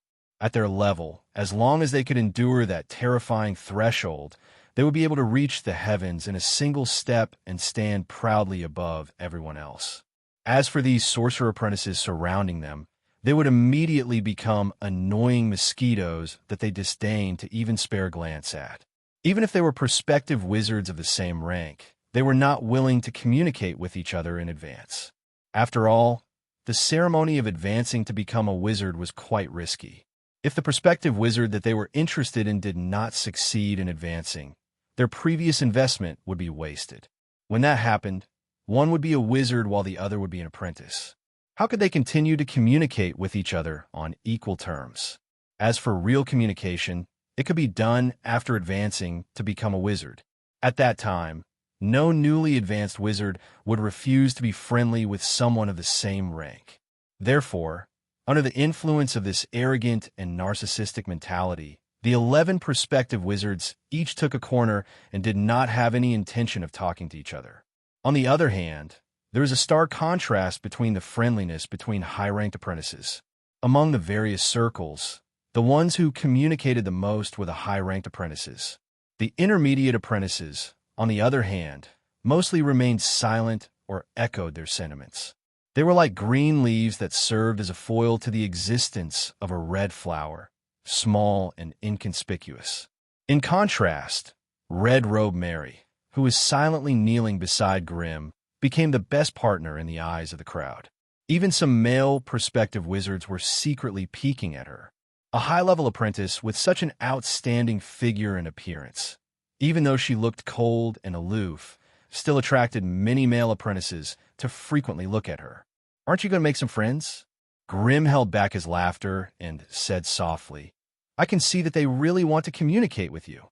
Red Robe Mary opened her emerald eyes and scanned her surroundings. She sneered in disdain. "Unfortunately, I'm not interested in their filthy blood. Otherwise, I'll let them know what the Blood Queen's passion is." "Blood Queen? Is that the name you gave yourself?" Grim chuckled. "It's quite appropriate. I wonder if I'll have the honor to experience it." "You?" Mary's cold eyes landed on the side of Grim's face. "Then you'll really have to work hard." Then, Mary stretched her body and lay on her side next to Grim. She used his thigh as a pillow and began her daily routine, meditation. Ahem. Grim sighed softly. He could clearly hear that this was definitely Red Robe Mary's heartfelt words. Since the day they stepped onto the path of a sorcerer, their status was measured by their naked strength. Even if it was to find a lover, even if Red Robe Mary had a good impression of him, when the disparity in strength was too great, Mary was still unwilling to find a partner who was weaker than her. Grim had a feeling that if he took the initiative, Mary would not mind becoming her playmate in bed. However, if she really needed a partner who could accompany her for the rest of her life, a weakling like Grim was definitely not on her list of choices. The cold reality diluted the charm of the beauty in his arms. Grim shook his head and smiled bitterly. He took out a book from his pocket and began to read it carefully. It was not suitable for deep meditation under such circumstances, so Red Robe Mary used meditation to isolate herself and avoid the trouble of forcefully rejecting him. It was not a bad choice. However, this way, Grim could only act as a temporary protector and endure the hostility of the crowd. The demonic worm and tick also found a place nearby and sat down cross-legged. His hood was lowered, so no one could see his expression. At the end of the day, there was not much hatred between him and Grim. He had only set a trap for Grim out of a moment of pride. If not for Intick's promise to protect him, the new apprentice Alan would not have dared to provoke Red Robe Mary. The demonic worm Intick might not have felt anything towards this kind of hatred. In his mind, this was just an ant that he had casually snuffed out, not worth caring about. Perhaps by the time he returned to the Swamp Tower after completing this mission, Grim's name would have vanished in a thin air, never to appear again.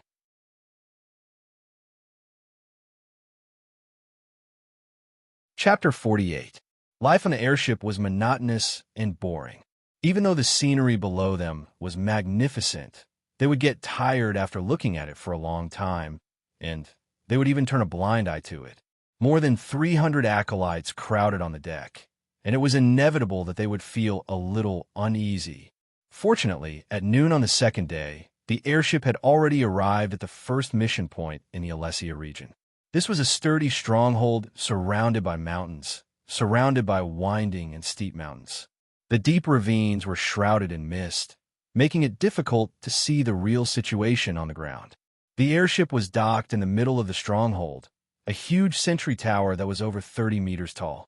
The entire tower was built with huge logs that were as thick as a wash basin.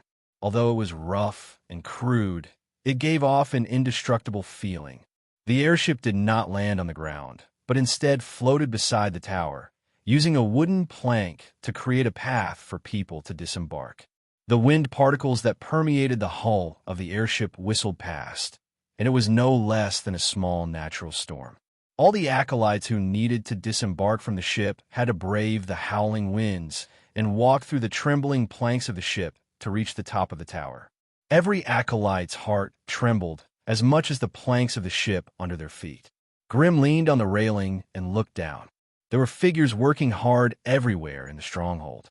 Regardless of whether it was the strong men carrying huge logs through the camp, or of the sentries carrying bows and arrows and holding spears, most of them were not humans, but aliens with lion heads, tiger heads, or wolf heads. Humans only made up a small portion of them, and most of them played the role of overseers. Seeing the weak human overseers waving their long whips at the ferocious orcs, who were far sturdier and stronger than them, Grim could not help but admire their courage. Looking at the strength of these orcs' muscles, they might not even need to use weapons and could crush their skulls with just their bare hands. However, they did not show any fear. Instead, they arrogantly shouted at the group of orcs, their attitude extremely vile. From time to time, one could see some people wearing gray acolyte robes in the camp. Their status was obviously much higher than the orcs who were working, and also higher than the human supervisors. Wherever the gray robe went, the human overseers would bow and greet him in a flattering manner. Meanwhile, the muscular and tall orcs would also show fear on their faces. They would bow stiffly and clumsily to greet him. These orcs were probably the slaves of the sorcerer world from the secondary plane. No wonder they were so obedient. Grim's heart inexplicably came to a realization. Although these orcs were strong and tall, they did not have any extraordinary abilities. Therefore, when faced with a sorcerer apprentice who had mastered a mysterious power, they did not have an advantage in battle. Even a beginner apprentice could easily kill multiple orcs, so it was no wonder that they were so afraid of sorcerer apprentices. In reality, this was only a small quest point. Only 20 to 30 apprentices went down, most of whom were intermediate apprentices and only 2 advanced apprentices. As for quasi-shamans, there were none. Soon, under the numb and docile gazes of countless orcs, the airship once again rose into the sky and continued flying south along the steep and rugged mountain. After passing through countless mountains and rivers, and flying over a primeval forest that stretched for tens of thousands of miles, the airship finally entered another area with human settlements. The terrain below gradually became flat, and signs of large amounts of human activity began to appear. Unfortunately, most of the mission points selected by the scattered Wizard Association of Tallinn were located at the edge of the gathering area. Hence, the airship did not go deep into the hinterland of Elathia. Instead, it turned and flew along the edge of the area. In the next 2 days, they arrived at another 5 quest points, and the number of apprentices who went down one after another had already taken up nearly half of the original number. On the 3rd day after Grim boarded the airship turned southwest. It had already left the Elathia region and was gradually approaching the Bracada region. Compared to the warm sunshine of Elathia, Bracada was simply a world shrouded in ice and snow. As soon as the airship entered this area, it could see that the green on the ground was fading away, replaced by an endless expanse of white snow. Pure white snowflakes floated in the sky, and the air temperature began to plummet. The acolytes with high vitality did not seem to care, and their clothes were slightly open, showing off their sturdy muscles to their heart's content. As for the acolytes with lower vitality, they could only wrap their robes tightly around themselves and use various methods to dispel the cold. Grim's vitality was only 5 points, so it was obvious that he could not ignore the cold. He could only summon some fire particles to hover around his body, making him feel slightly warmer. Fortunately, the airship did not intend to go straight into the depths of the world of ice and snow. Instead, It flew along the edge of the ice and snow. Along the way, it visited 3 small towns shrouded in pure white snow and dropped off more than half of the acolytes. Just like that, when the airship's bow turned and flew straight east, there were less than 50 people left on the deck. Among them, there were 5 quasi-shamans, 27 high-level acolytes, 13 intermediate acolytes, and the only beginner acolyte, Grim. After spending 4 to 5 days on the airship, Grim was no longer as clueless about the areas outside the magic swamp as before. Grim was currently in a sorcerer world called Laythorn. The Laythorn plane was one of the few large planes in the multiverse.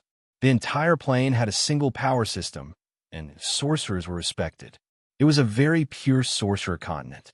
Their enemies were large planes filled with strange powers, such as the plane of gods protected by gods, the plane of dragons protected by dragon gods, the plane of goblins with an advanced alchemy civilization, and the lower planes filled with demons and devils. The large plane civilizations were already very mature, and the Laythorn sorcerer world had also established a complete and mature sorcerer system. It nurtured batches of qualified and powerful sorcerers, and used their power to continuously expand outwards and invade small and medium-sized planes. In order to seize resources and plunder knowledge from different planes, the various large plane factions would also have fierce conflicts and wars. Thus, in essence, the sorcerer world was a powerful and aggressive world that was always at war with each other.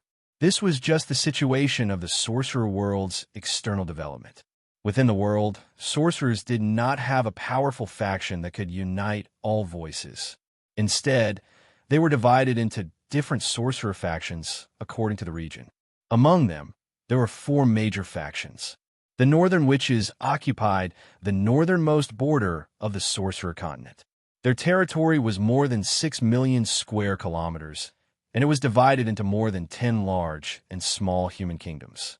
The rulers and nobles of these kingdoms were all ordinary humans, but they all obeyed the Northern Witches as the protectors of their kingdoms. It could be said that every time a powerful Northern Witch surpasses grade 4, she would summon a group of followers to walk into the boundless wasteland, cut through the thorns and thorns, and establish a great country that belonged to her alone. Relying on the continuous emergence of powerful witches, the Northern Witches continued to fight for living space in the wild world. Every time a new kingdom was established, and every time a majestic sorcerer tower was erected, it meant that a new powerful Northern Witch was born. Northern Witches were good at curses and prophecies, and they could be considered sorcerers of laws. In the southwest corner of the sorcerer continent, it was mainly the territory of the Silver Alliance. Seriously speaking, it was almost a paradise for arcane sorcerers. The Silver Alliance was formed by a group of arcane sorcerers in silver robes. They had collected countless alchemy knowledge and resources from other planes. They had built a magnificent floating city high up in the sky and countless demiplane fortresses for conquering other planes. It could be said that most of the alchemy equipment for the Sorcerer World's expeditions were provided by the Silver Alliance. They were like a group of crazy and great engineers, mechanics, and alchemists, using a huge amount of resources and vast knowledge reserves to create a variety of creative alchemy machinery, injecting the strongest power and support for the Sorcerer World's expeditions. The easternmost part of the Sorcerer Continent was the territory of the Pan-Continent Sorcerer Alliance. This alliance included almost all kinds of sorcerers, using mature and systematic training routes and shared knowledge systems. It attracted many powerful sorcerers and formed a sorcerer organization with strict rules, but also a fair and just sorcerer organization. In addition to these 3 major sorcerer organizations and forces, there was also a slightly loose, scattered sorcerer association in the central part of the sorcerer continent, which was the most densely populated area. Seriously speaking, this scattered sorcerer association did not have a clear development direction or core cohesion like the 3 major sorcerer forces, but more like a union of sorcerer families. This was also related to the distribution of sorcerer power in the central part of the continent. In the central part of the sorcerer continent, the area was vast and rich in resources, but but the human settlements were messy and scattered. Every human settlement was a small country, usually guarded by 1 or 2 or 3 sorcerer families. Therefore, the central part of the continent was formed by a combination of sorcerer families, big and small. It was also to resist the invasion of the 3 major sorcerer forces in the central part of the continent. Large and small sorcerer families united to form this scattered sorcerer association, to unite their strength to protect the stability of the central part of the continent. So really speaking, the scattered sorcerer association in the central part of the continent could gather sorcerer power, absolutely overpowering the surrounding 3 major sorcerer forces, and its strength was the strongest. But it was a pity that the internal forces of the scattered sorcerer association in the central part of the continent were too scattered, and there were too many family branches. The internal friction was even more shocking, so in local battles, they were far less powerful and competitive than the 3 major sorcerer forces. You're tuning into the Warrior Lore YouTube channel. Don't forget to subscribe and join us on this journey to catch the most captivating stories.